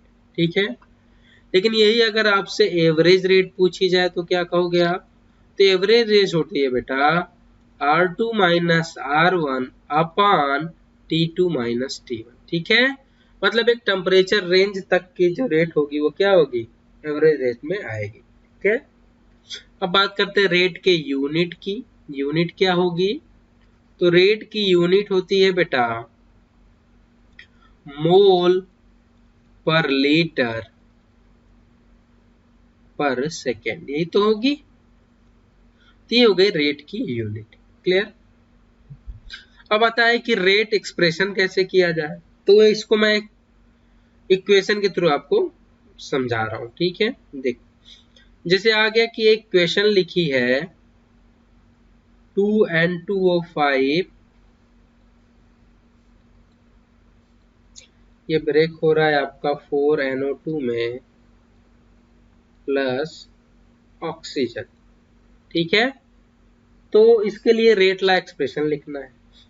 ठीक है, मतलब रेट कैसे होगी, तो देखो इसके लिए होगा rate of disappearance of N2O5 ये होगी माइनस का half D N2O5 upon dt, ये इक्वल होगा 1/4 DnO2 अपॉन dt के, ये इक्वल होगा DO2/dt के। इस पे आपके क्वेश्चन मिलेंगे, तो ऐसे करके आप क्वेश्चन को सॉल्व कर सकते हैं। ठीक है, नेक्स्ट पॉइंट है आपका रेट लॉ एक्सप्रेशन। ठीक है, rate law expression. Rate law expression क्या होता है? मान लो कोई भी रिएक्शन हो, उसके लिए रेट लॉ एक्सप्रेशन होगा कंसंट्रेशन ऑफ ए के power alpha and concentration of B के पावर बीटा। और ये जो रिएक्शन होगी बेटा, ये जो अल्फा बीटा और ये ए बी है, ये क्या है? तो बेटा यहाँ पे जो अल्फा बीटा है ये ऑर्डर ऑफ रिएक्शन है। ठीक है, both are order of reaction, not हम कह सकते order with respect to A alpha होगा और जो बीटा होगा order with respect to B होगा। ठीक है, अब जब ऑर्डर की बात आई गई है तो ऑर्डर ऑफ रिएक्शन क्या होती है? तो ऑर्डर ऑफ रिएक्शन, इसके बारे में कुछ पॉइंट यहाँ पे मैं बता दूं। जैसे जो ऑर्डर ऑफ रिएक्शन है बेटा, ये एक्सपेरिमेंटल वैल्यू है, इसको हम थियोरेटिकली नहीं पता कर सकते, एक्सपेरिमेंटल वैल्यू।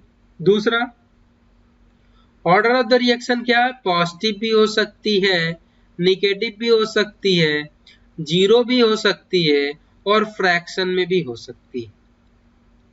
क्लियर? दूसरा, जो ऑर्डर ऑफ रिएक्शन है ये चेंज विद टाइम।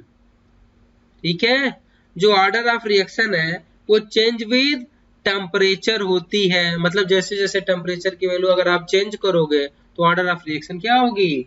चेंज होगी। ठीक है, अब एक चीज यहाँ और इम्पोर्टेंट चीज आती है, आपसे पूछी जाती है यूनिट ऑफ के, रिएक्शन कांस्टेंट की वैल्यू का यूनिट पूछा जाता है। तो इसके लिए है कि आप याद रखोगे मोल के 1 - n लीटर n-1 और सेकेंड इनवर्स। ठीक है, और जहां पे n क्या है बेटा?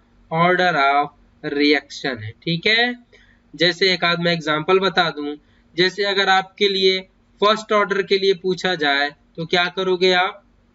मोल फर्स्ट ऑर्डर के लिए 1 - n की वैल्यू फर्स्ट ऑर्डर के लिए 1 होगी, तो ये हो जाएगा मोल 1 - 1 लीटर 1 - 1 सेकेंड इनवर्स, ये वैल्यू क्या हो जाएगी? 1 के इक्वेट हो जाएगी, तो फर्स्ट ऑर्डर के लिए क्या हो जाएगा? Second inverse.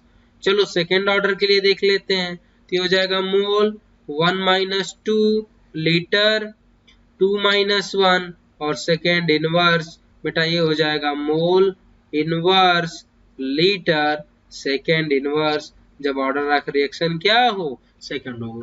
तो ऐसे ऑर्डर ऑफ रिएक्शन में के की वैल्यू होगी तो आप इसके यूनिट निकाल लेना। ओके, अब आता है कि कौन कौन से फैक्टर हैं जो रेट को अफेक्ट करते हैं। तो है factor affecting rate of reaction.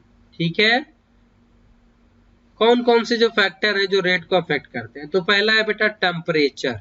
ठीक है, टेम्परेचर में आपने पढ़ा होगा कि every 10 degree rise rate of reaction become double और ट्रिपल, बिकम डबल और ट्रिपल। ठीक है, मतलब 10 डिग्री अगर आपने टेम्परेचर इंक्रीज किया तो जो रेट ऑफ रिएक्शन है या तो वो 2 गुना या 3 गुना बढ़ जाती है। ठीक है, और इसको हम बोलते हैं temperature coefficient, temperature coefficient.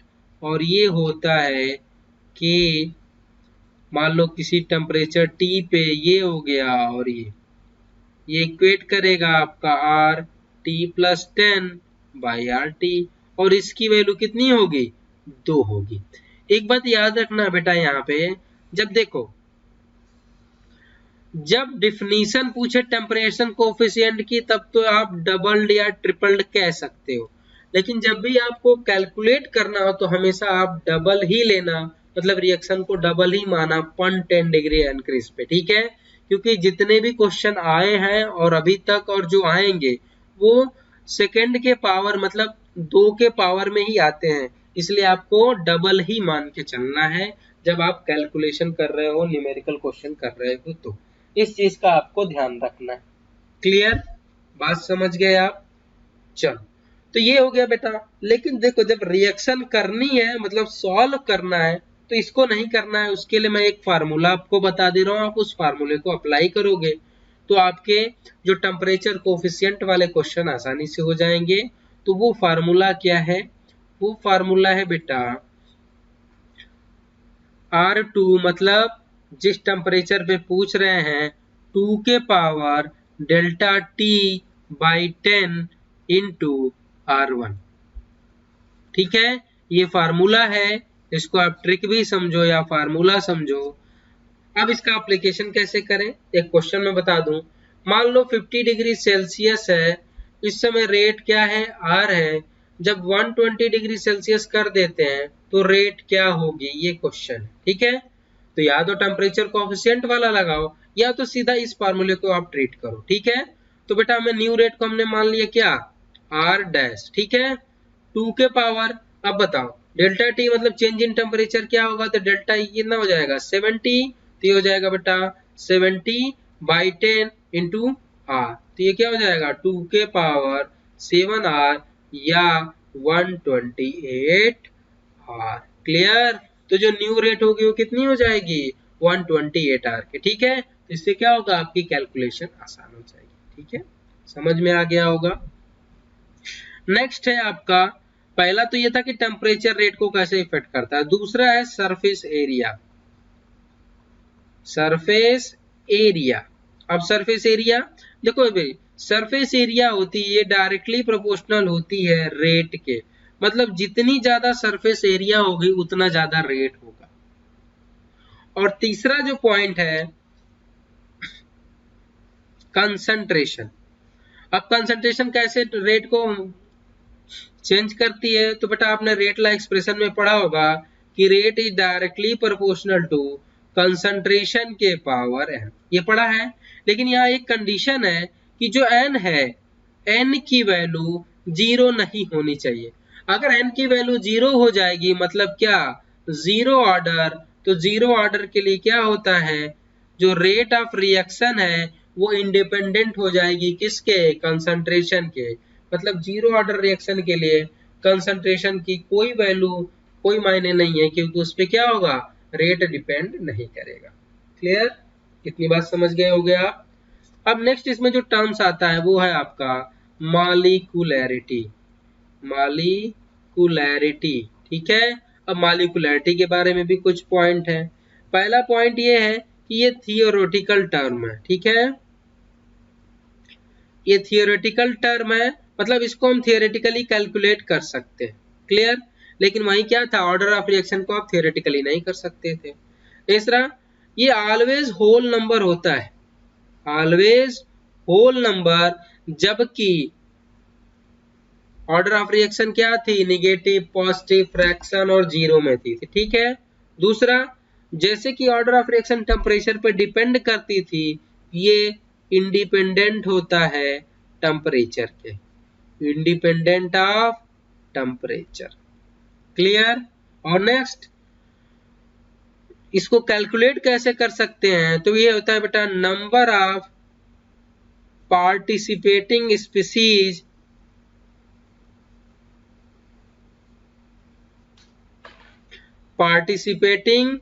Species in balanced reaction.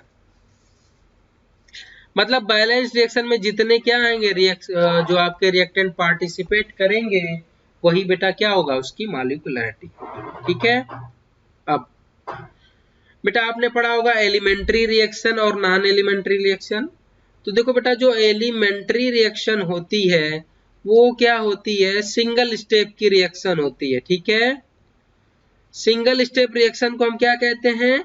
Elementary reaction. और जो नॉन एलिमेंट्री रिएक्शन होती है ये मल्टीपल स्टेप की रिएक्शंस होती हैं। क्लियर? ये क्या होगी? मल्टीपल स्टेप्स की रिएक्शन होती है। ठीक है, तो इसमें अगर हम जो law of mass action apply करेंगे वो वैल्यू बेटा रेट लॉ के इक्वेट होती है। मतलब एलिमेंट्री रिएक्शन के लिए जो लॉ ऑफ मास एक्शन होता है वो रेट लॉ के इक्वेट होता है, लेकिन मल्टीपल स्टेप मतलब नॉन एलिमेंट्री रिएक्शन के लिए law of mass action whole reaction के लिए रेट लॉ के इक्वेट नहीं होगा। तो फिर हम इसका कैसे रेट लॉ लिखेंगे और कैसे इसका रेट निकालेंगे, इसके लिए एक तरीका है बेटा, वो मैं बता दूं। तो अभी क्या करेंगे हम ऑर्डर ऑफ रिएक्शन निकालेंगे फॉर नॉन एलिमेंट्री रिएक्शन। ठीक है, नॉन एलिमेंट्री रिएक्शन के लिए हम ऑर्डर ऑफ रिएक्शन निकालेंगे। तो कैसे करेंगे? जैसे एक रिएक्शन है, अभी जो मैं पहले एग्जांपल कराया था वही पे इसी को ले ले रहा हूं बेटा। ये हो गया क्या? 4NO2 plus O2। ये रिएक्शन है नॉन एलिमेंट्री है, इसके दो स्टेप्स दिए गए हैं। पहला स्टेप है N2O5, ये क्या होगा? फर्स्ट स्टेप है, ये किसमें कैलकुलेट हो रहा है? NO2 प्लस NO3 में। दूसरा पॉइंट है, दूसरी जो रिएक्शन दिया गया है वो है NO3 प्लस N2O5। क्लियर? ये क्या है? स्लोवेस्ट स्टेप है और ये हो रहा है बेटा 3NO2 प्लस O2। क्लियर? ये हो गया। अब आता है इसके लिए कि ऑर्डर ऑफ रिएक्शन क्या होगी। तो सबसे पहले मैं एक बात बता दूं बेटा कि जितनी भी नॉन एलिमेंट्री रिएक्शन है उनके जो स्टेप्स होते हैं ये एलिमेंट्री होते हैं। ठीक है, मतलब जो एक एक स्टेप्स होती है वो क्या होती है? एलिमेंट्री स्टेप्स है। मतलब इस पे आप लोमा को मतलब लॉ ऑफ मास एक्शन को रेट ला के इक्वेट कर सकते हैं। और जब भी आप बेटा रेट निकालना हो तो हमेशा कौन सा रिएक्शन मैकेनिज्म चूज करेंगे? आप उस रिएक्शन को चूज करेंगे जो स्लोवेस्ट स्टेप हो, क्योंकि जो स्लोवेस्ट स्टेप वाली रिएक्शन है वही क्या होती है? Rate determining reaction. ठीक है, यही रेट डिटरमाइनिंग स्टेप होता है। इसी पे आप क्या करोगे? लोमा अप्लाई करोगे, मतलब law of mass action apply करोगे। तो इस पे अगर law of mass action apply करेंगे तो जो रेट होगा बेटा वो क्या हो जाएगा? K NO3 के पावर n और N2O5। क्लियर? इतना हो गया, इतना हो गया। अब क्या करें बेटा? देखो, अगर आपके रेट लॉ में चाहे रिएक्शन में प्रोडक्ट या रिएक्टेंट इसके अलावा कोई भी स्पीसीज आ जाती है तो आप क्या करोगे? इस स्पीसीज को यहां से रिप्लेस करोगे रिएक्टेंट या प्रोडक्ट वाली स्पीसीज से। देखो मेन जो रिएक्शन तो ये है आपकी, लेकिन रिएक्टेंट प्रोडक्ट में क्या हो रही है बेटा? ये NO3 आ जा रहा है। तो जब NO3 आ जा रहा है तो बेटा आप क्या करोगे? इस NO3 को इस वाली रिएक्शन से रिप्लेस करोगे। और वो कैसे करोगे बेटा? यहाँ इक्विलिब्रियम कांस्टेंट वाला कॉन्सेप्ट लगाओगे, ये हो जाएगा NO2 और NO3 अपॉन ये हो जाएगा N2O5। यही तो होगा। तो यहाँ से जो NO3 का कंसंट्रेशन होगा वो होगा बेटा देखो K N2O5 और यहाँ हो जाएगा क्या? NO2। यही तो होगा।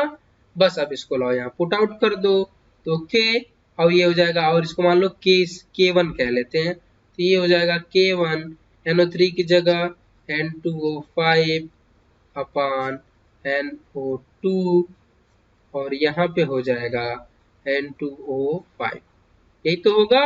मतलब ओवरऑल आपका हो जाएगा, इसको न्यू के हम रेट कांस्टेंट मान लें, ये हो जाएगा N2O5 के स्क्वायर और ये जो NO2 है ये क्या हो जाएगा ऊपर? -1। ठीक है, तो ओवरऑल ऑर्डर ऑफ रिएक्शन क्या होगी बेटा? आपको पता है जो रिएक्शन कंसंट्रेशन के ऊपर जो पावर दी गई है उनको ऐड कर देते हैं, तो ऑर्डर ऑफ रिएक्शन 2 प्लस -1। तो ओवरऑल ऑर्डर ऑफ रिएक्शन कितनी हो जाएगी? फर्स्ट ऑर्डर ऑफ रिएक्शन हो जाएगी। क्लियर? तो ये हो गया एलिमेंट्री रिएक्शन निकालने का तरीका। ठीक है, नेक्स्ट नेक्स्ट आता है आपका इंटीग्रेटेड रेट लॉ एक्सप्रेशंस। अलग अलग रिएक्शनों के लिए इंटीग्रेटेड रेट लॉ एक्सप्रेशन लिखना है, तो हम क्या लिखेंगे, इंटीग्रेटेड रेट लॉ एक्सप्रेशन।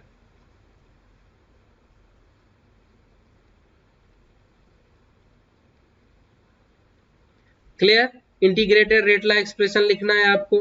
ठीक है, तो पहला जो हमने रेट लॉ चूज किया है वो चूज किया आपके फर्स्ट ऑर्डर रिएक्शन के लिए।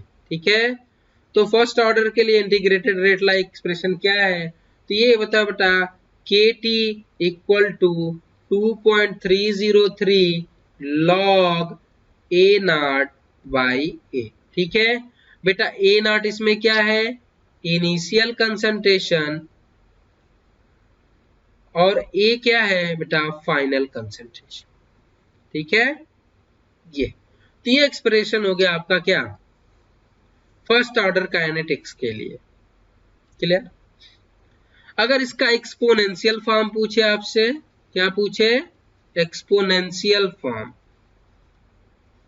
तो एक्सपोनेंशियल फॉर्म के लिए क्या करोगे बेटा, एक्सपोनेंशियल फॉर्म इसका होता है A equal to A not E के पावर माइनस KT। इसका एक्सपोनेंशियल फार्मूला ये होगा। ठीक है, इसके अलावा और आता है डिग्री ऑफ डिसोसिएशन। अगर फर्स्ट ऑर्डर के लिए पूछेंगे, फर्स्ट ऑर्डर के लिए क्या पूछ रहे हैं, डिग्री ऑफ डिसोसिएशन मतलब अल्फा, तो अल्फा होगा 1 minus E minus KT। Clear, ये हो गया डिग्री ऑफ डिसोसिएशन का फार्मूला। क्लियर, समझ गए हो आप। फोर्थ इसमें क्या है, न्यू एक्सप्रेशन, वो है बेटा हाफ लाइफ। ठीक है, और जो हाफ लाइफ होगा वो फर्स्ट ऑर्डर के लिए होता है K equal to 0.693 by T half. ठीक है, ये हो गया। क्लियर, अब आता है, देखो बेटा जो T हाफ होता है ये इंडिपेंडेंट होता है, independent of concentration for first order reaction. First order reaction के लिए आपका जो T हाफ होता है ये कंसंट्रेशन पे डिपेंड नहीं करता है। ठीक है, तो अब करें, अगर T हाफ है मतलब कोई रिएक्शन 50% कंप्लीट हुई है तो उसमें कितना टाइम लगेगा, एक T हाफ का। ठीक है, अगर कोई रिएक्शन 60% कंप्लीट हुई है तो बेटा उसमें 1.33 T हाफ की जरूरत पड़ेगी। अगर कोई रिएक्शन 75% कंप्लीट हुई है तो उसके लिए बेटा 2 T हाफ की जरूरत पड़ेगी। तीसरा पॉइंट है, अगर रिएक्शन 87.5% कंप्लीट हुई है तो इसके लिए 3 T हाफ की जरूरत होती। ठीक है, अगर रिएक्शन 90% कंप्लीट हुई है तो उसके लिए 3.3 T हाफ की जरूरत पड़ेगी। रिएक्शन अगर 99% है तो 6.6 T हाफ, और रिएक्शन 99.9% कंप्लीटेशन के लिए हमें 10 T हाफ की जरूरत पड़ेगी। तो बेटा ये आप वैल्यू डायरेक्ट याद कर लेना, जब भी आएगा इससे डायरेक्ट आपका क्वेश्चन हो जाएगा। तो मैंने यहाँ पे वैल्यू को पुट आउट कर दिया, समझ में आ गया। ये वैल्यू आपको डायरेक्टली याद होनी चाहिए, आप एग्जाम में बहुत तेजी से करोगे। ओके, नेक्स्ट आता है examples of first order reaction. तो एग्जांपल ऑफ फर्स्ट ऑर्डर में रिएक्शन में पहला है ऑल एंजाइमेटिक रिएक्शन। जितने भी एंजाइमेटिक रिएक्शनें हैं वो सब किसका एग्जांपल है, सब बेटा एग्जांपल है आपकी फर्स्ट ऑर्डर। दूसरा radio active decay, radio active decay बेटा आपका भी फर्स्ट ऑर्डर का एग्जांपल है। तीसरा decomposition of H2O2, decomposition of H2O2 बेटा ये भी क्या है, फर्स्ट ऑर्डर काइनेटिक्स का एग्जांपल। क्लियर, इतने एग्जांपल्स में आपके क्वेश्चंस हो जाएंगे। नेक्स्ट आपने सुना होगा स्यूडो ऑर्डर रिएक्शन या फिर pseudo unimolecular reaction. Pseudo order reaction, actually pseudo order reaction क्या होती है बेटा, जब रिएक्शन को आप देखोगे, ठीक है, तो वो लगेगी कि रिएक्शन क्या है, बाई मॉलिक्यूलर रिएक्शन है। रिएक्शन बाई मॉलिक्यूलर है तो आपको लगेगा कि ऑर्डर ऑफ रिएक्शन क्या है, 2 होगा, लेकिन उस रिएक्शन का जो ऑर्डर होता है वो क्या होता है, 1 होता है। ऐसी रिएक्शन को हम क्या कहते हैं, स्यूडो ऑर्डर रिएक्शन, ठीक है। और इसका एग्जांपल है बेटा acidic hydrolysis of ester, acidic hydrolysis of ester. Clear, जब भी आपसे क्वेश्चन पूछेगा तो उसमें एग्जांपल ही पूछ सकता है कि स्यूडो ऑर्डर रिएक्शन या स्यूडो यूनिमॉलिक्यूलर रिएक्शन का बताओ एग्जांपल क्या होगा। क्लियर, अभी इंटीग्रेटेड ला एक्सप्रेशन बेटा हमने फर्स्ट ऑर्डर के लिए लिखा, अब इंटीग्रेटेड ला एक्सप्रेशन किसके लिए लिखेंगे, जीरो ऑर्डर रिएक्शन के लिए। तो इसके लिए होता है बेटा A not minus A equal to K T. Clear, एक ये एक्सप्रेशन ये होगा जहां पे ए नॉट क्या है, इनिशियल कंसंट्रेशन, और ये ए क्या है, फाइनल कंसंट्रेशन। क्या है बेटा, ये है कि एक्शन कांस्टेंट टी है टाइम आपका। ओके, दूसरा इसके लिए टी हाफ की वैल्यू होती है, वो होती है बेटा ए नॉट बाई 2k। ठीक है, यहां से आपको पता चल गया होगा कि जो टी हाफ होता है जीरो ऑर्डर के लिए directly proportional to initial concentration. T half zero order के लिए इनिशियल कंसंट्रेशन के डायरेक्टली होता है। ठीक है, अब इसमें 2 ही एक्सप्रेशन जरूरी है। नेक्स्ट पॉइंट आता है, अगर ग्राफ पूछे टी हाफ और कंसंट्रेशन के बीच में, तो बेटा टी हाफ और अगर कंसंट्रेशन के बीच में ग्राफ ड्रॉ किया जाए तो इसका ग्राफ स्ट्रेट लाइन आता है। स्ट्रेट लाइन ग्राफ आया, इससे क्लियर हो गया कि ये कौन सा है। यहां से करोगे y equal to m x, ठीक है, तो इसका जो स्लोप होगा m वो क्या होगा 1/2k। ओके, ये वाला फॉर्मूला यहाँ अप्लाई कर लो। तो स्ट्रेट लाइन ग्राफ आ रहा है टी हाफ और कंसंट्रेशन के बीच में, तो ये क्या है, जीरो ऑर्डर रिएक्शन। अब बात करेंगे हम examples of zero order reaction की। तो क्या क्या एग्जांपल है, दूसरा एग्जांपल है बेटा 2HI का ब्रेक डाउन होगा गोल्ड सरफेस पे, तो ये HI H2 और I2 में टूट जाएगा। ठीक है, ये क्या है, जीरो ऑर्डर का रिएक्शन है, मतलब ये रिएक्टेंट पे डिपेंड नहीं करेगा। दूसरा है अमोनिया का ब्रेक डाउन करा रहे हैं प्लेटिनम सरफेस पे, प्लेटिनम सरफेस पे करा रहे हैं, ये भी एग्जांपल है किसका बेटा, जीरो ऑर्डर रिएक्शन का। तीसरा है बेटा photochemical reaction.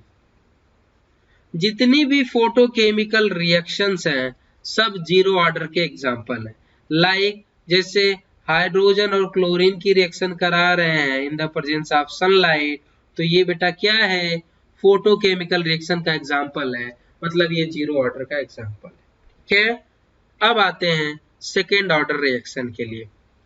Second order reaction के लिए हम इंटीग्रेटेड ला एक्सप्रेशन लिखेंगे, तो ये होता है 1 A not minus 1 A equal to minus K T या फिर 1 के टी कह सकते हो। ठीक है, ये हो गया बेटा एक्सप्रेशन किसके लिए, सेकेंड ऑर्डर रिएक्शन के लिए। ठीक है, इसके लिए जो टी हाफ होता है उसकी वैल्यू होगी बेटा 1/KA0। ठीक है, ये हो गया टी हाफ की value for second order reaction. और बेटा यहाँ से आपको क्लियर हो गया होगा कि जो टी हाफ होता है वो इनवर्सली प्रोपोर्शनल होता है कंसंट्रेशन के। क्लियर, तो सेकेंड ऑर्डर रिएक्शन के लिए जो टी हाफ होता है वो क्या होता है, इनवर्सली प्रोपोर्शनल टू कंसंट्रेशन। मैं यहाँ पे समरी बता दूं आपको, फर्स्ट ऑर्डर के लिए जो टी हाफ है ये क्या होगा बेटा, इंडिपेंडेंट टू कंसंट्रेशन, मतलब कंसंट्रेशन पे डिपेंड नहीं करेगा। जीरो ऑर्डर के लिए क्या होगा बेटा, टी हाफ जो होता है डायरेक्टली प्रोपोर्शनल टू कंसंट्रेशन। और सेकेंड ऑर्डर के लिए क्या होगा बेटा, जो टी हाफ होगा वो होगा इनवर्सली प्रोपोर्शनल टू कंसंट्रेशन। ठीक है, तो ये तीनों चीजें मैंने आपको यहाँ पे समराइज कर दी। ओके, नेक्स्ट इसमें आता है आपका बेटा example of second order reaction. ठीक है, तो पहला है बेटा सैपोनिफिकेशन रिएक्शन, सैपोनिफिकेशन रिएक्शन। और ये क्या होता है बेटा, ये होता है alkaline hydrolysis of Easter, alkaline hydrolysis of Easter is the example of second order reaction. दूसरा, ओजोन का decomposition is also example of second order reaction. तीसरा, बेंजोइन कंडेंसेशन, ऑर्गेनिक में पढ़े होगे बेटा, benzoin condensation is the example of second order reaction. ठीक है, ये इंपॉर्टेंट एग्जांपल्स हैं, इसको आप जरूर देख के जाना, एग्जाम में आ सकता है। इसके बाद बात करते हैं बेटा थर्ड ऑर्डर रिएक्शन की। और थर्ड ऑर्डर रिएक्शन में आज तक कभी इसका टी ऑफ और इंटीग्रेटेड फार्मूला तो आया नहीं है, मैक्सिमम पॉसिबिलिटी है कि क्या आ सकता है एग्जाम्पल। तो बेटा एक एग्जाम्पल है, इसको याद रखो, 2FeCl3 प्लस SnCl2, ये कन्वर्ट होगा बेटा 2FeCl2 में प्लस SnCl4 में। बेटा यही जो है क्या है, थर्ड ऑर्डर रिएक्शन का एग्जांपल है। थर्ड ऑर्डर में ज्यादा से ज्यादा यही क्वेश्चन आ सकता है। ओके, बस इसमें इतना ही। अब बात करते हैं हम कोलिजन थियरी की। ठीक है बेटा, कोलिजन थियरी आप स्टेटमेंट पढ़ लीजिएगा। ठीक है, कोलिजन थियरी में जब मॉलिक्यूल कोलिजन होगा, ओरिएंटेशन होना चाहिए। तो कोलिजन थियरी में बहुत कुछ नहीं है, इसमें मैं एक पॉइंट आपको बता दूं कि ये केवल only for by molecular reaction के लिए एप्लीकेबल है। ठीक है, जो कोलिजन थियरी है ये बाई मॉलिक्यूलर रिएक्शन के लिए क्या है, केवल बाई मॉलिक्यूलर रिएक्शन के लिए कोलिजन थियरी एप्लीकेबल है और किसी के लिए नहीं। ठीक है, अब आता है बेटा वेरिएशन ऑफ के विद टेम्परेचर। ठीक है, और इस वेरिएशन को दिया था किसने, इसको वेरिएशन को बेटा दिया था आर्हेनियस ने। ठीक है, तो आर्हेनियस इक्वेशन हम कह सकते हैं इसको, और वो होती है बेटा K equal to A E minus EA by RT। ठीक है, ये होता है, क्लियर। और यहाँ पे ये क्या है, ये है बेटा आपकी एक्टिवेशन एनर्जी। ठीक है, एक्टिवेशन एनर्जी। ठीक है बेटा, इसको अगर हम ln के फॉर्म में लिखें तो ये हो जाएगा ln K equal to ln A minus EA by RT। ठीक है बेटा, इसको आप ग्राफ के लिए भी यूज कर सकते हो। कैसे, कभी कभी ग्राफ दे देता है बेटा, पूछ लेगा कि ln K और 1/t में ग्राफ बताओ। तो यहाँ से देखो बेटा क्या होगा, y equal to minus mx plus का c, यही तो होगा, मतलब पॉजिटिव इंटरसेप्ट होगा पर स्लोप क्या होगा, निगेटिव, यही तो होगा। तो पॉजिटिव इंटरसेप्ट, स्लोप निगेटिव, तो कुछ यूं ग्राफ बनेगा। ठीक है, और यहाँ स्लोप क्या है बेटा, ये देखो m मतलब EA बाई R, तो यहाँ जो स्लोप होगा बेटा वो होगा minus EA by R। Clear, तो ये ग्राफ भी आपसे पूछ सकते हैं। नेक्स्ट है आर्हेनियस में ही एक है, और अगर अलग अलग टेम्परेचर लेते हैं तब तो उसके लिए भी बेटा फार्मूला है ln K1 by K2 equal to EA by R bracket में 1/T1 माइनस 1/T2। ठीक है बेटा, ये जब ln के टर्म्स में, अगर इसको आप log के टर्म्स में यूज करोगे तो ये हो जाएगा log K1 by K2, sorry बेटा ये K2, यहाँ पे K2 होगा, मिस्टेक हो गया है, K2 बाई K1, और यहाँ पे भी होगा log K2 बाई K1, ये हो जाएगा EA by 2.303 R 1/T T1 minus 1/T2। ठीक है, यहाँ पे जो T2 है बेटा वो ग्रेटर देन T1 है, सेम कंडीशन यहाँ पे। ठीक है, तो आर्हेनियस से रिलेटेड यही इक्वेशंस आती है और यही फार्मूला आता है। कभी कभी डायरेक्ट फार्मूला आपसे पूछ लेंगे या फिर इससे रिलेटेड आपके क्वेश्चंस पूछ लेंगे। क्वेश्चंस बेटा इस टाइप के मैंने आपके एनटीए वाले टेस्ट पेपर में करा दिया है, तो आप वहां से जाके क्वेश्चन को देख सकते हैं। ठीक है, अब बेटा कुछ चीजें हैं जो आपको क्या करनी है, मस्ट रिमाइंड मतलब याद ही कर लेनी है। तो ठीक है, तो फिर क्या करना है, आप इसको रिमाइंड कर लो। वो है बेटा रेट। रेट क्या होती है, डायरेक्टली प्रोपोर्शनल टू कंसंट्रेशन के पावर n, और यहाँ पे जो n होगा वो क्या होगा, ऑर्डर ऑफ रिएक्शन होगा। तो इसको भी बेटा आपको रट लेना है, याद कर लेना है। दूसरा एक बेटा एक्सप्रेशन ये याद कर लो, टी ऑफ होता है, ये होता है कंसंट्रेशन के पावर n-1। इसको भी आप याद कर लो क्योंकि ये भी इंपॉर्टेंट है। ठीक है, इसके अलावा बेटा अगर nth ऑर्डर के लिए आपको एक्सप्रेशन चाहिए तो उसके लिए होगा बेटा k 1/t dot 1/n-1 1/a t(n-1 minus 1/a0(n-1)। ठीक है, ये बेटा किसी भी ऑर्डर ऑफ रिएक्शन के लिए आप अप्लाई कर सकते हो। बस ये किसके लिए अप्लाई नहीं होगा, ये बेटा केवल n की वैल्यू आप फर्स्ट ऑर्डर के लिए इसको नहीं रखोगे, बाकी हर किसी ऑर्डर ऑफ रिएक्शन के लिए वैल्यू अप्लीकेबल।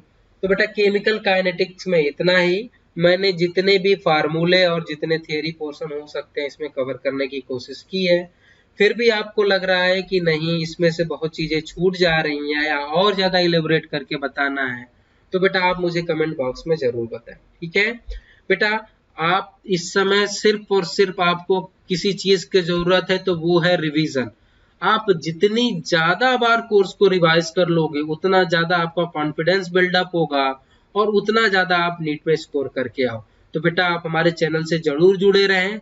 जो दोस्त आपके हमारे चैनल को नहीं देखते हैं उनसे ये चीजें शेयर करें, ये आपकी भलाई के लिए है कि बेटा आपके साथ साथ उनका भी हो, उनका भी रिवीजन हो जाए। और बेटा इस चैनल पे आपको बायोलॉजी भी रिवाइज कराई जा रही है, केमिस्ट्री भी रिवाइज कराई जा रही है और फिजिक्स, और तीनों चीजें बेटा आपको 10 दिन में पूरी तरह रिवाइज करा दी जाएंगी और ओवरऑल बेटा आप एग्जाम में अच्छा करोगे।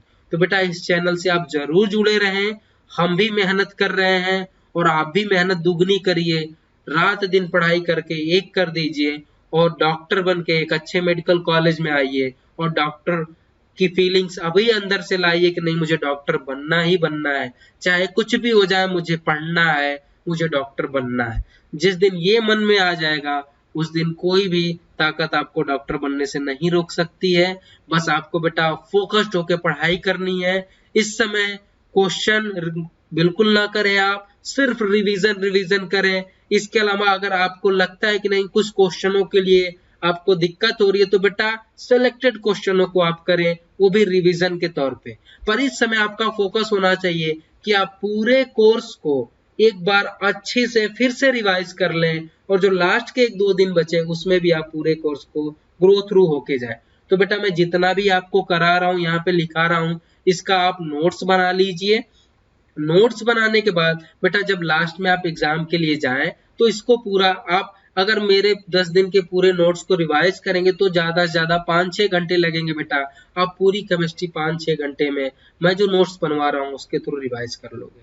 ठीक है, तो बेटा मैं चाहूंगा कि आप जल्दी से डॉक्टर बने और केमिस्ट्री में आप 160+ स्कोर करके आए और एक अच्छे मेडिकल कॉलेज में एडमिशन लें।